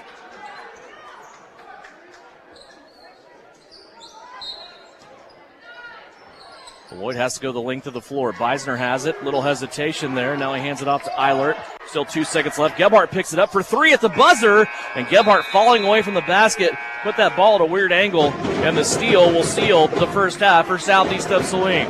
24-20, our score at the break. Southeast of Saline leads it by 4. When we come back on the Knopf Auto and Truck Accessories halftime report, we'll flash back to the girls' contest earlier today with head coach Shauna Smith. Have numbers for you on the first half at the halftime of a Trojan lead right now by Southeast of Saline, 24-20 on KINA. Knopf Auto and Truck Accessories. Everything to bling out your ride in one place, including top quality lift kits, wheels and tires, bumpers, Jeep accessories, fender flares, bed covers, bed liners, step bars, even custom painting. Knopf Auto is the and soil dealer and has many synthetics and filters in stock. Visit Knopf Auto on Facebook for specials, great ideas, and let them make your truck stick out in a crowd. Knopf Auto and Truck Accessories, supporting the Southeast of Saline Trojans. Okay, Coach, thank you for your breakdown on your offense and defense. Now here's Juanelle Garrettson, your real estate coach for buying and selling. Hi, fans. It's Juanelle Garrettson from SalineHomes.com, and I'm here to coach you up in your real estate game plan.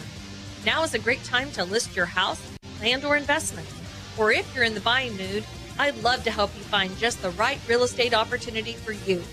And as always, go Trojans. Buy or sell, call Juanelle at SalineHomes.com. This is the Trojan Halftime Report. Coming up, a first half recap. Shot at the horn. Stats, interviews, and a look at other area games. Now, let's get back to the gym for Trojan Halftime on KINA. Halftime of the boys contest, Southeast of Saline leading Beloit 24-20. Beloit started out with a 3-point lead, then Southeast built a lead by as much of 11, but it's a 4-point game here at the halftime, Southeast leading. Let's look back to our first game of the night. It was Southeast of Saline on the ladies' side, and our chance to talk with Shauna Smith right now and go back to this game. 52-35, you're able to beat Beloit and sweep them for the season. 14-2 now overall, you're 6-1 in league play. I really liked this game for you guys because I thought you guys did what you had to do to win. You hit some shots. You were able to play really good defense throughout and also take care of the basketball. What were your thoughts tonight? I thought it was one of those games that I never felt like they were threatened to come back and get us. Yeah. As far as that, and a couple times, that we gave up something defensively. We came down and we never did anything, back-to-back, several times. When we needed to stop, we did a good job getting a stop in there. Honestly, again, it just comes down. Defensively, obviously you're going to have some of those games or those plays that you're going to have some miscommunications or whatever. That's just part of the game. But we just got to figure out something offensively. And I don't know right now, but you look at our numbers though. Yeah. We're kind of back to where we were.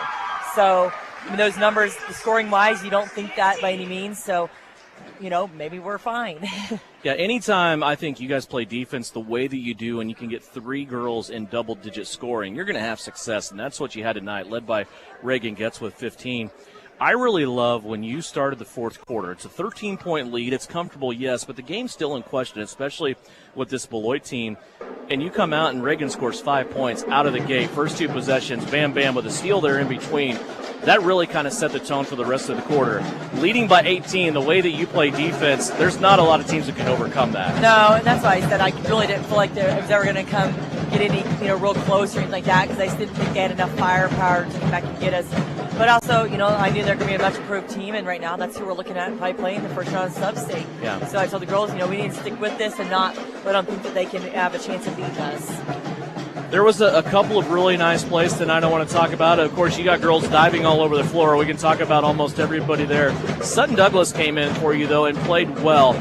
She's a freshman. She gets limited time on the varsity, but she had a really great drive on the left-hand side, kind of powered through a couple of defenders, used the left hand, got it off the left-hand side of the basket as well. That was a pretty move. You had to like to see that. Yeah, if you get her on the left-hand side, she's pretty good with her left hand. Yeah. And like we said, we've got to. She does really good things. She's a great shooter. We just our fear there's a little bit defense there, but she does. We told her when we went in there, we need you to play defense and you score when you need to score, and don't turn the ball over. And she did all those things for us tonight. We keep talking about putting her in a little bit more. and we just haven't yet. And I know that's, her time's coming. She's going to get some, varsity minutes at some point here. I thought your offensive rebounding was key tonight. You guys did a really good job on second chance points and hitting the boards. Yeah, and I thought we did a better job at inside. I really see it a couple times that we missed those little bunnies. Like the other nights we have, and that's really what our concentration's been at practices. And we're going to keep concentrating on that, is shooting up and over long arms. We're going to keep at that. So I thought we did a good job with that. And going offensive rebounding. Obviously you have to shoot over arms when you're offensive rebounding. This was not an easy team to defend tonight because they just had the ball for so long on some possessions. Coach Flax will tell me about every single night we need a shot clock in high school basketball because you can only play defense for so long.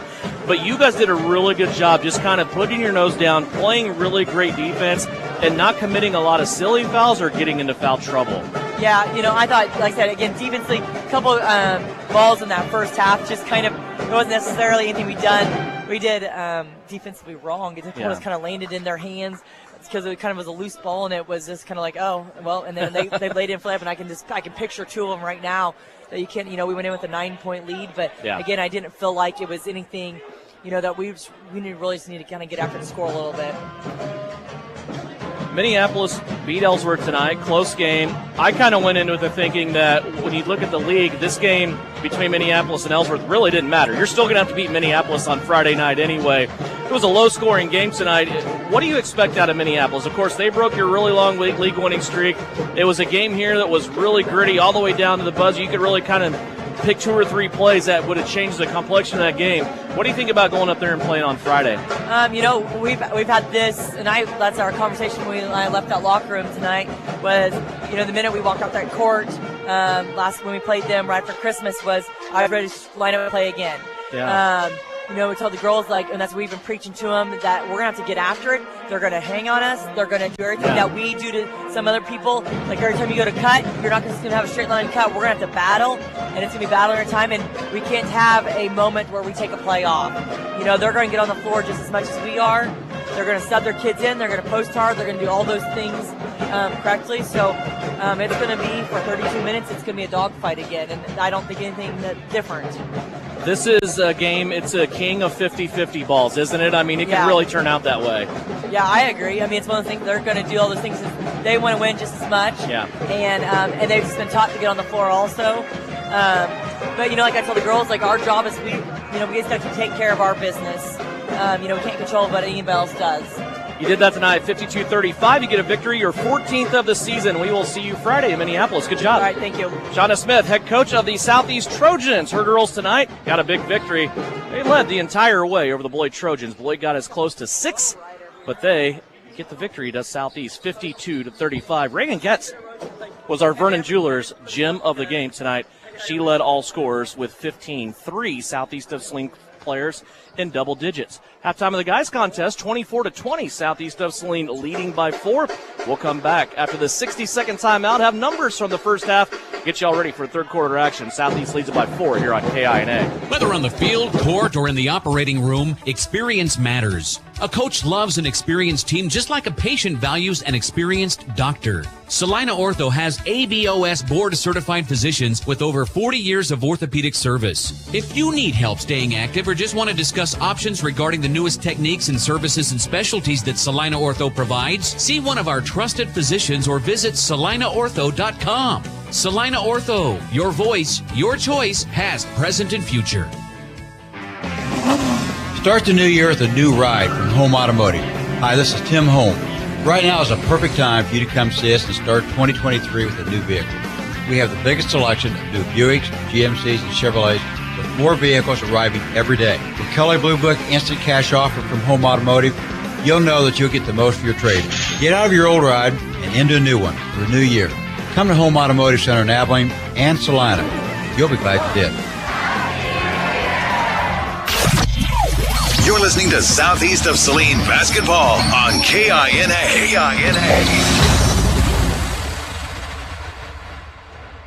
Quick rundown on scoring brought to you by Citizen State Bank from the first half. Luke Gebhardt leads all scorers with 12.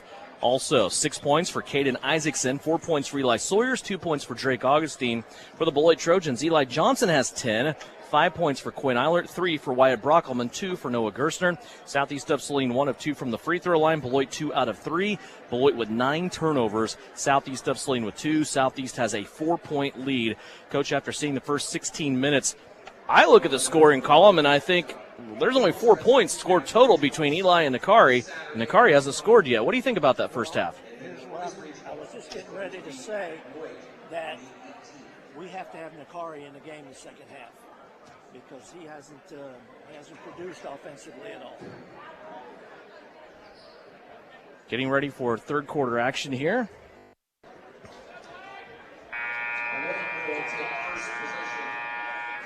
Looks like Beloit will start out with the basketball.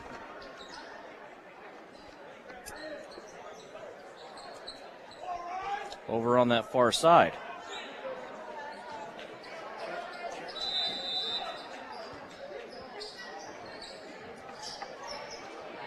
Beloit with it. They'll fade off to the left-hand side here. Eli Sawyers will pull it away. Another turnover. That's number 10 here for Beloit in this game. Sawyers with a runner along the baseline. That won't go down. And the rebound taken in by Eli Johnson.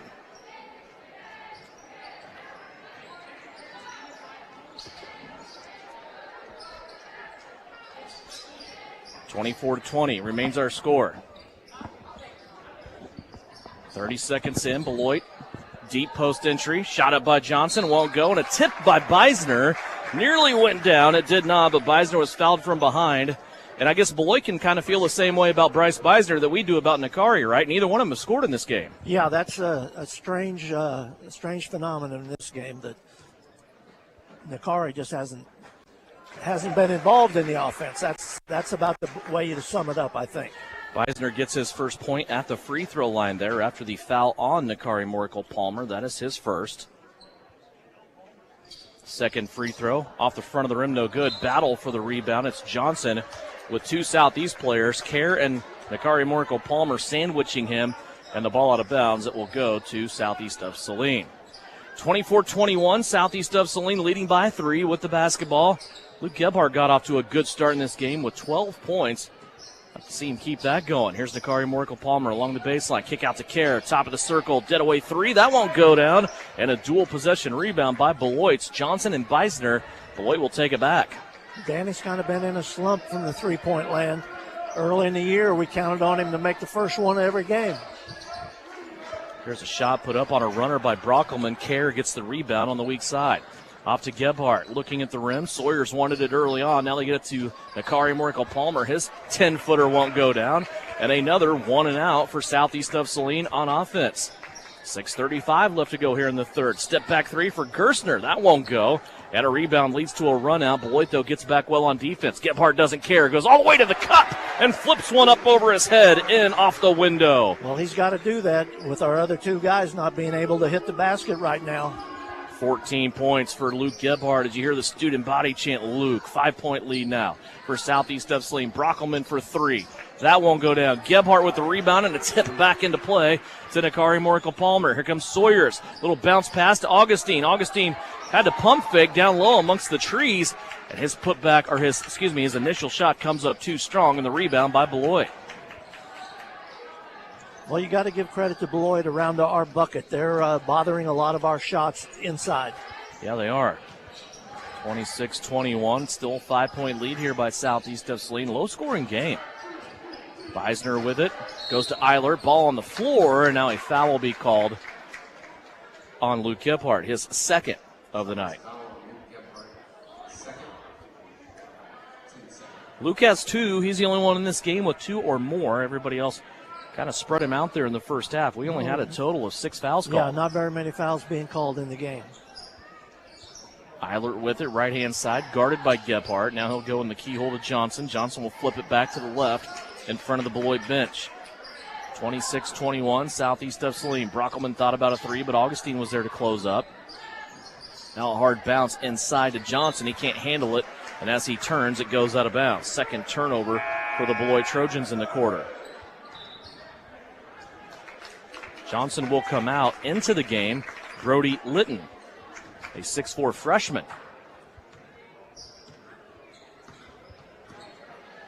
Augustine elects to come to the right-hand side to Nakari Morikel-Palmer. They'll swing it around now through Kerr. Back to Augustine on the left-hand side of the offense. Gebhardt working in at the high post. Augustine will let a three-pointer fly. That's no good. Look at Nakari up above the rim. Got the rebound, played it to Gebhardt, and Gebhardt's shot swatted away from the basket, and Beloit will keep it. Very un-Nakari-like. Usually he's on the rim, and he's going to put that back in. Yeah. He might have outjumped his bearings that time, though. Man, he was way up there. Here's a shot by Beloit that's no good. Sawyers with another rebound. Off to Gebhardt, attacking 1-on-3 all the way to the cup. Can't get that one to go. That's set on the rim and thought about it and then fell off the left-hand side. We're sure missing a lot at the rim right now. Yeah, we are. 26-21 remains the score. So far in this third quarter, Southeast with the advantage 2-1 over Beloit. Guess that's really the great thing about Southeast right now. You haven't scored any points, but you haven't given up any field goals on the other end either. Eilert has it. He wants to drive. Sawyer's there to shut him down. Now they go down low. Beisner working on Kerr. Beisner knocked down. Ryan Eilert doesn't like that. Now the ball on the floor and a scrum. A couple of Southeast players along with Brody Litton down there with it. And the arrow lit in the way of Southeast of Saline. Boy, Ryan Eilert, the head coach for Beloit, did not like how Beisner was being guarded by Daniel Kerr. Kerr will come out. Kaysen Lilly checks in. Well, I hope Kaysen does what he's put in there for. Let's pass the ball around a little bit, get him an open look, and let him hit one. So far scoreless in this game is Kaysen Lilly. He had 12 in the first meeting, had 15 against Chapman. Here's a three-pointer. Lilly off the front of the rim. Rebound taken in by Gerstner. 26-21 remains our score. 3:40 left to go here in the third. Gerstner brings it all the way up the floor. Now he fades off to the left in front of the scorer's table. Trying to drag Gebhardt out away from the offensive formation. Now dumps it off to Brockelman. Boy, look at Litton and Nakari go at it down low. Litton has Nakari's arm hooked. Nakari tried to spin away from him as they go back to back. Now the ball comes in to Litton as his shot blocked from behind by Eli Sawyers, and a foul called on Sawyers. Foul on Eli Sawyers is his second. Brody Litton will go to the free throw line. He has not scored, has not shot free throws in this game. 2 free throws coming up.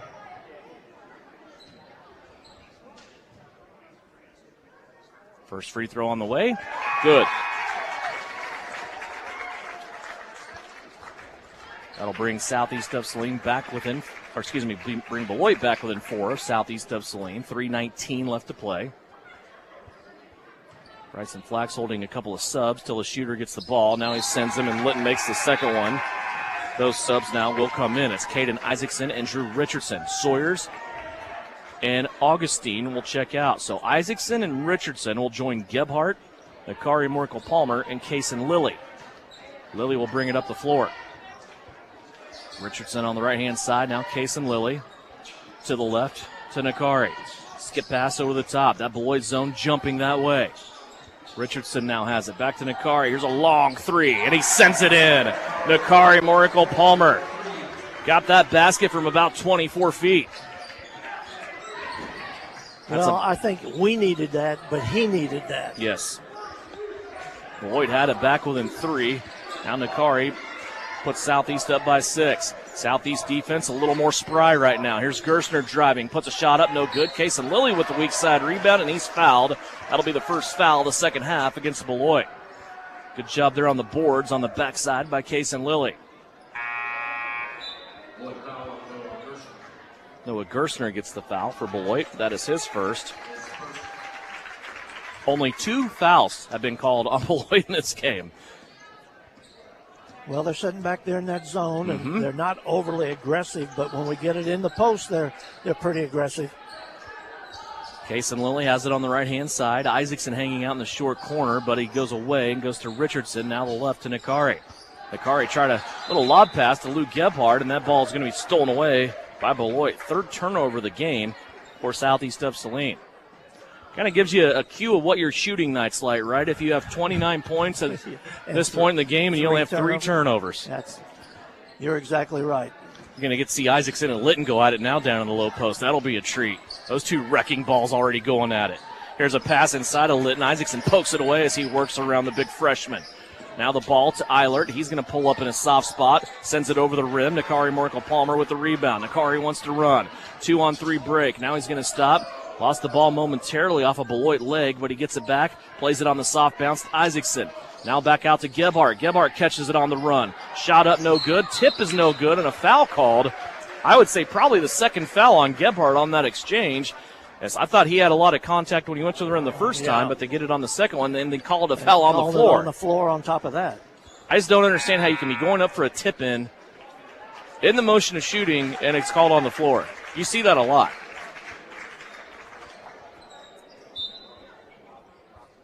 Foul on Brody Litton, his second foul. Gebhardt has it top of the circle. Over to an open Drew Richardson on the right-hand side. That won't go down. Rebound, though, by Gebhardt, who came in from the top of the key, crashing for the rebound. Isaacson inside.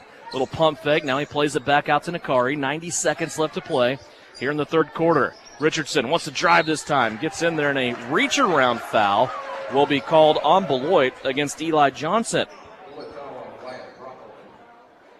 No, they're going to say Brockelman. My apologies. So Brockelman will get his first. Third team foul. That'll even the team count. And Southeast has a chance here to run some baseline offense. Richardson looking to his right. Now we'll go way up top to Kason Lilly. Lilly flips it to Nakari Morkel-Palmer, has it stolen away. Here comes Noah Gersner. Gersner stops on the left wing.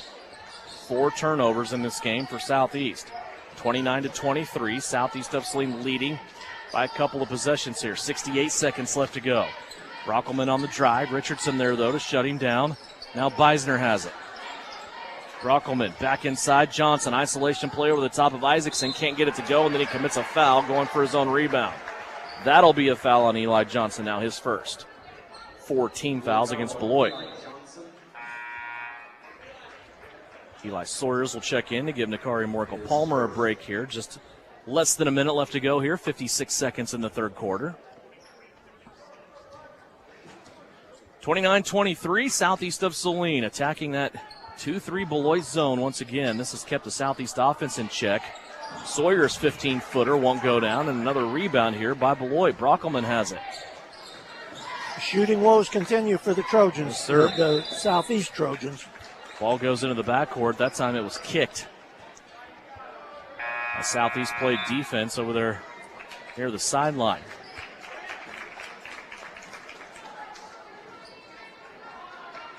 And give Beloit credit, too. When they have the basketball, they haven't put themselves in trouble with turnovers to give up points on the runouts either. Right. Beloit really taking care of the ball here. Just 2 turnovers in the second half. And now Wyatt Brockelman will splash home a jump shot. 29-25. 18 seconds left to play. Richardson has it on the right, waiting for Sawyers to free up. Now he does. Left foot on the three-point line. They'll work it around now. Kason Lilly. Clock down to 9. Gebhardt has it. Fakes it to the right. Now he's going to pull the trigger from 3. That barely hits the front of the rim. Johnson has it. Now Southeast trying to get it from him, but that'll be the end of the quarter. 4-point advantage for Southeast of Saline at halftime. It's still a 4-point advantage for Southeast of Saline at the end of 3. 29-25 after a low-scoring third quarter of action. We'll have the fourth quarter for you coming up. You can watch it on SalinaPost.com, courtesy of Salina Ortho.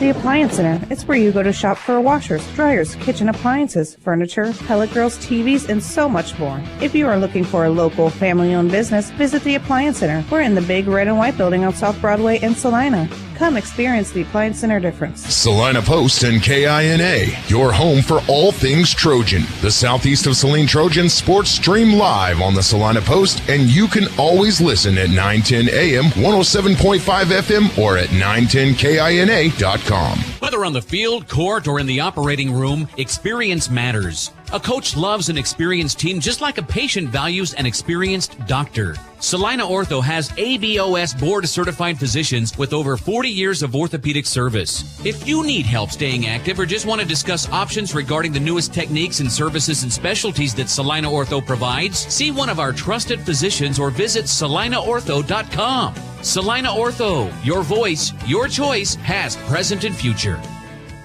You're listening to Southeast Trojan Hoops on KINA. Ready for fourth quarter action. Beloit will start out with the basketball. 29-25 as we go into the fourth quarter. Coach, we scored 10 total points in that quarter. Each team had 5. Well, that's That's a strange deal to me. It wasn't that everybody didn't have good shots, because both teams had great shots, great looks at the bucket. Beloit starts out with the basketball, a chance to crack into the lead, but the ball is tipped and stolen away. Here comes Kason Lilly all the way down the floor. Right-handed layup is good. Third turnover of the half leads out to Kason Lilly's first basket of the night. 31-25 now. Gerstner has it up top. Southeast playing man-to-man. Trying to give it inside on a long stair. Brockelman working for Johnson or Beisner. Still looking. Now he's going to go to Eilert, high post. Down low to Beisner. He turns, finds Eli Sawyers there. Sawyers bothered his shot, and now the ball squirts free on the battle for the rebound, and Richardson will take it. There comes Drew Richardson. Boy, this is a big possession here early on, isn't it? Yes, it is. Gebhardt has it. Now to Drew Richardson, high post to Isaacson. Isaacson has it slapped away. Ball saved, though, by Drew Richardson. Still Lilly for a three. Got it to go. Kason Lilly scores the first 5 of the quarter, and it's a 9-point Southeast lead. Well, he's capable. We need him. Eli Sawyer's giving Beisner all kinds of ball handling problems out here at center court, and they're finally going to call a foul on Sawyers. For Eli, that'll be his third. Ryan Eilert was working hard to get that foul on Sawyers as Eli had the big man Beisner trapped up against the timeline. 34-25. Brockelman has it on the right side. Richardson there with him. Brockelman now will give it to Gerstner. Gerstner's been pretty quiet tonight. He's only had 2 points. He scored 9 for Beloit in the first meeting. Brockelman had 15. There's Eilert. Off to Gerstner. He shoots a three-pointer just as I said that. Now he has 5. 34-28. Back to a 6-point Southeast of Saline lead. 2 minutes gone by here in the fourth quarter. 6 minutes left to play. Here's Kason Lilly for another 3. That won't go down. Battle for the rebound is going to end up in a Caden Isaacson foul. For Caden, that will be his first. If you missed it earlier tonight, Southeast of Saline's ladies got a victory. They led wire to wire, 52-35 over the Beloit Lady Trojans. Shauna Smith's squad now 14-2 on the season. They're 6-1 in league play. Gerstner has it again. Kason Lilly on him. Kason not giving the space up this time that Gerstner had last time. Brockelman, though, will shoot the 3. That's off the front of the rim, no good. Richardson has it on a run out. Beloit, though, again, getting back nicely on defense. Here's Gebhardt all the way to the cup. Might have had a block. Ball being batted around, and it's taken in by Johnson for Beloit. Eli Johnson takes custody of that before playing it to Wyatt Brockelman. Brockelman off to the left-hand side. Johnson, baseline jumper, won't go. A couple of white jerseys with Lilly and Gebhardt on the backside. Luke will get the rebound for Southeast. Well, only salvation so far is Beloit's unable to hit the basket also. Yeah. Timeout here by Bryson Flax. Will take it as well. 30-second timeout. Southeast of Saline. They lead by 6 here on KINA. When does normal acute pain become abnormal chronic pain? Chronic pain can be one of 2 types, nociceptive and neuropathic. Each type differs based on what causes it, what it feels like, and what treatments may relieve it. Neuropathic pain can often be managed by a therapy called neurostimulation or spinal cord stimulation. If you suffer from chronic pain, ask your primary care physician for a referral to the Saline Pain Clinic. Our pain specialists will discuss the right options to manage your pain. Online at SalinePainClinic.org. Work hard, play hard. Good luck, Trojans, from Roselawn Memorial Park in Salina. To learn more, visit RoselawnSalina.com. Devin Haney, Francis Flax back here at Southeast of Saline Gym, 34-28. Southeast of Saline leading Beloit 5-13. Left to go here in the fourth quarter. Drew Richardson has it. He'll go right-hand side to Kason Lilly. See what Southeast has here out of the timeout. Richardson up top, now to Eli Sawyers. Tried to go inside to Isaacson. Caden had to get the ball after a tap from Beloit. He'll play it out now to Luke Gebhardt. Gebhardt wants baseline, and he is broken up from behind as Quinn Eilert got the ball. Go out of bounds and stay with Southeast here. Drew Richardson will inbound underneath the Southeast bucket. Up high, he'll go to Luke Gebhardt. Gebhardt now back to Kason Lilly off the inbounds for 3. That won't go down. Gebhardt got the rebound and then basically got taken right at the shoulder, but the ball goes out of bounds to Beloit. He had pretty good position there. Sure did. Comes Brockelman now up the floor. Drew Richardson there with him step for step. Screen by Johnson, and ball ends up with Eilert. Now to Gerstner in front of the Beloit bench on the left-hand side. 4:30 left to play. Here's Brockelman on a runner. Left one high off the window. Kaysen Lilly with another rebound. Here comes Kaysen with it. All the way to the cup. Little hesitation dribble, and it's blocked. Ball out of bounds. It's saved, though, into the hands of Caden Isaacson here. High post to Sawyers. 15-footer, good. Boy, give a hustle play to Southeast there, and it ends up with Sawyers' 5th and 6 points. Little plays like that are going to win this game, aren't they? I think so. 36-28 now. Southeast back up by 8. Halfway through the fourth quarter. Here's a ball poked free, and it's taken by Sawyers, but they're going to have a quick whistle on a jump ball. Doesn't matter. The light is lit in favor of Southeast of Saline. They'll take it away. 4 turnovers in the half for Beloit. A couple of substitutions here. 3 new guys for Southeast of Saline. Nakari Morkel Palmer, Daniel Kerr, Drake Augustine all check in. Eli Sawyers and Kaysen Lilly both stay. 3:45 left to play. Augustine has it. They'll swing it around now. Hits up with everybody. Ends up with Kaysen Lilly on the left. High post now Nakari. He'll kick it out to Augustine. Drake wants to drive. Now he plays it back out to Kaysen.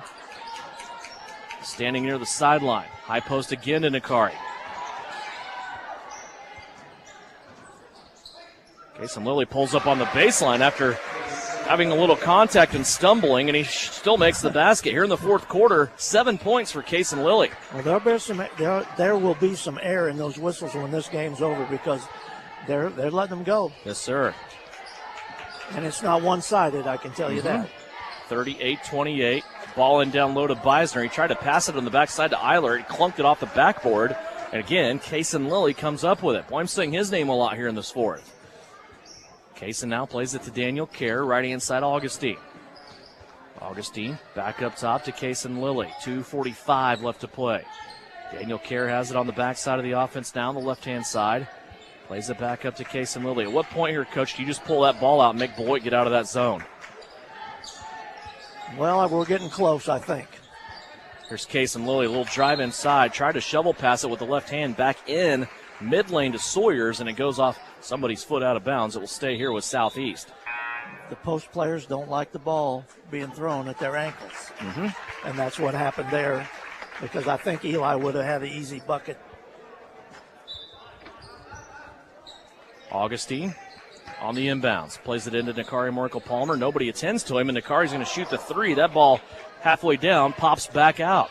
10-point lead here by Southeast. 2:20 left to go. Eilert changes directions. Wants to go all the way to the cup. Gets himself underneath the basket along the baseline. Now he plays it to Brockelman.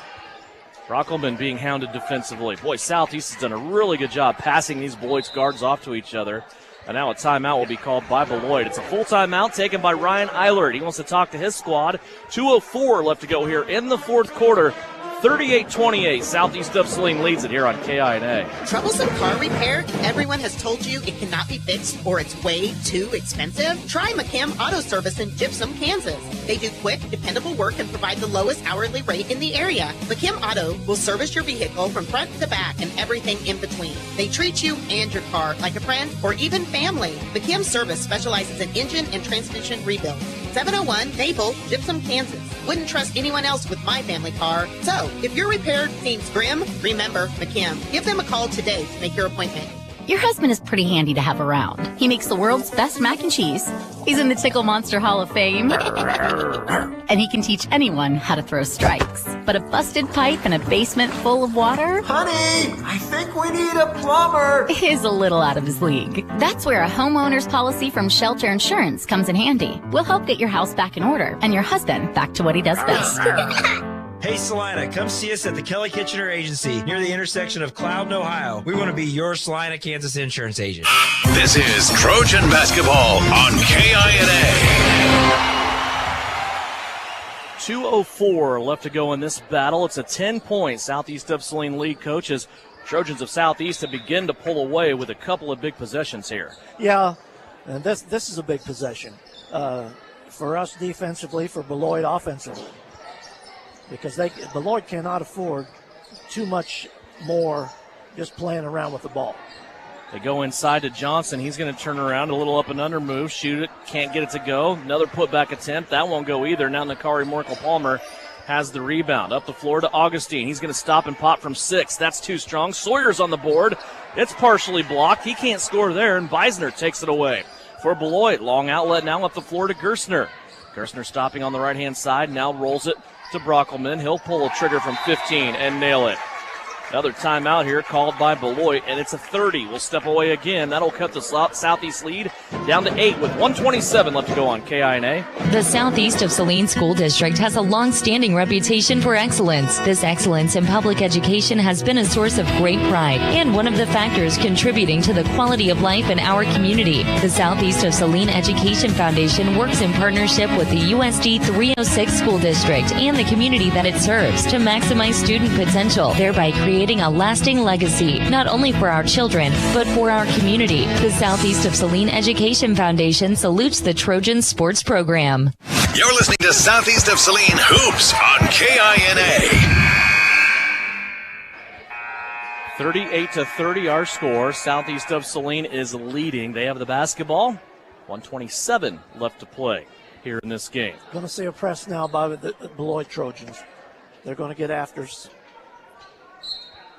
See how Southeast can handle the press here and try to put this one away. Nakari Merkel-Palmer, the inbounder, to Augustine, then he gets it right back. Ends up being a 3-on-2 break. Gebhardt, though, slams on the brakes on the left-hand side, and now a foul as Drake Augustine is fouled. Beloit still has some work to do, though. They still have 2 more to commit before they will put Southeast at the free throw line. That foul on Wyatt Brockelman is his second. Team foul number 5. Each team has 5 fouls. And a foul here against Eilert on Luke Gebhardt. Eilert picks up his first. Well, the next one will be shooting.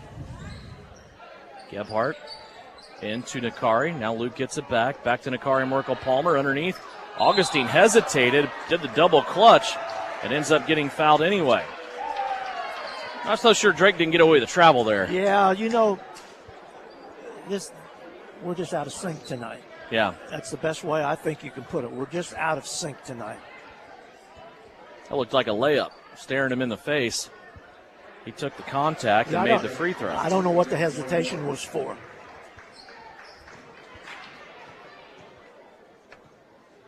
Can extend it back to 10 with the second free throw, and he does.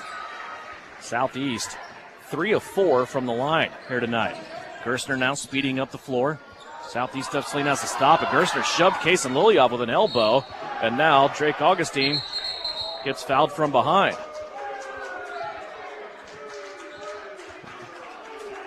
Lots of contact all over the place. There's a little chippy right there. Yeah.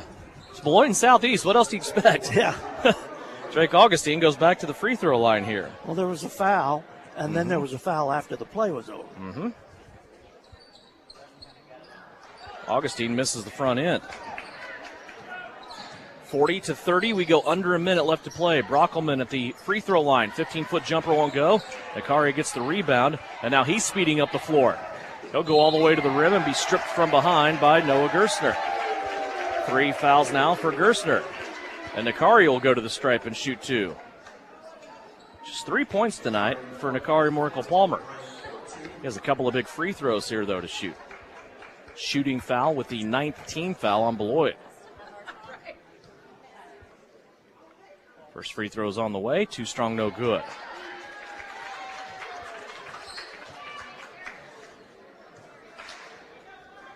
He will get another one, though, on the shooting attempt.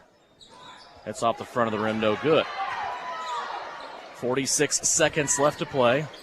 Beloit still trailing by 10. Gerstner has it on the right-hand side. Now he is going to be fouled on the reach-in by Kason Lilly. Southeast had a foul to give, though. That is Kason Lilly's first. 41 seconds left to play. Gerstner has it in the corner, tries to bounce it back into Beisner. Sawyer's there defensively. Beisner tries to score underneath his left arm, and he cannot. And now a jump ball situation called as Nakari came down with a rebound and then got mugged. That's been a frustrating night for him all the way around. Eilert into Gerstner, has his three-pointer blocked by Nakari Morikel-Palmer.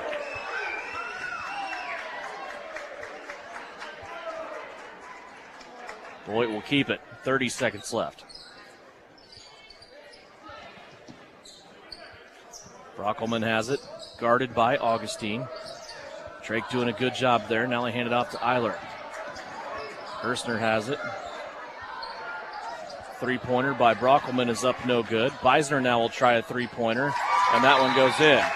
14 seconds left to go. Bryce Beisner got his first field goal of the night right there from three-point land. 40-33, and we will keep it right here. 14 seconds left to go. You can't make that up, can you? The big guy on the other side who leads them in scoring gets his first field goal at a three-pointer. Right. It's been that way for both teams tonight. The one positive, there's positives, but the very positive thing out of this game, the take is, for me, is the way we've played defense. Yeah. I mean, we're not doing anything offensively, but we're not allowing them to do anything offensively. Yeah, really buckled down well, and you give up one field goal in the third quarter. Yes, you only scored 5 points, but you give up one field goal in the third quarter. That really helped you out. 3 free throws with that lets you draw even in the third. And then the hot start to start this fourth quarter. There were a couple of big possessions there. Case and Lilly scored the first 5 points of the fourth quarter. Gave Southeast of Saline this cushion that they're playing with right now. And with 14 seconds left, Southeast has the ball, leading by 7. Beloit has 1 timeout remaining.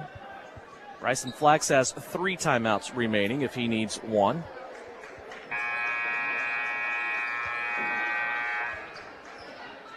I think we're going to try to score on the press breaker right here. That's what I think. I like it. Nakari Morikel-Palmer will be the inbounder. Floor is spread. He'll run the baseline now. Looking, double pass, he'll go to Gebhardt. Gebhardt now to Case and Lilly, gets it in bounds.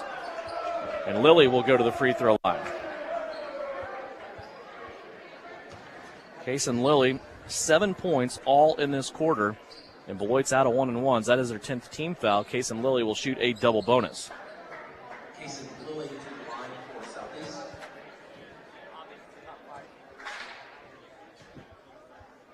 First free throw on the way. Splashes home.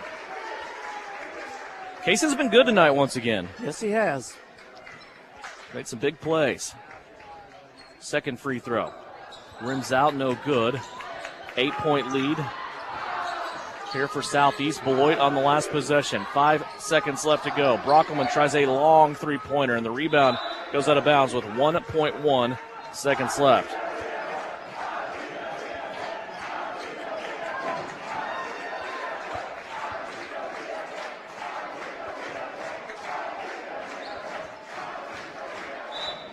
All Southeast has to do is inbound it. Ryan Eilert's pulled his squad back, and that'll be the end of the game. A low-scoring, gritty contest won by Southeast of Saline, and the Trojans go to 15-1 on the season after a 41-33 victory. They also stay undefeated in league play. Beloit drops to 11-5 on the season, and they go to 5-2 in league play. 41-33 our final score when we come back on the postgame show. It's brought to you by Commercial Tire Centers. We will go through scoring. We'll also have a Vernon Jewelers Gym of the Game and a conversation with Bryson Flax. It's all coming up after a Trojan victory, 41-33, right here on KINA.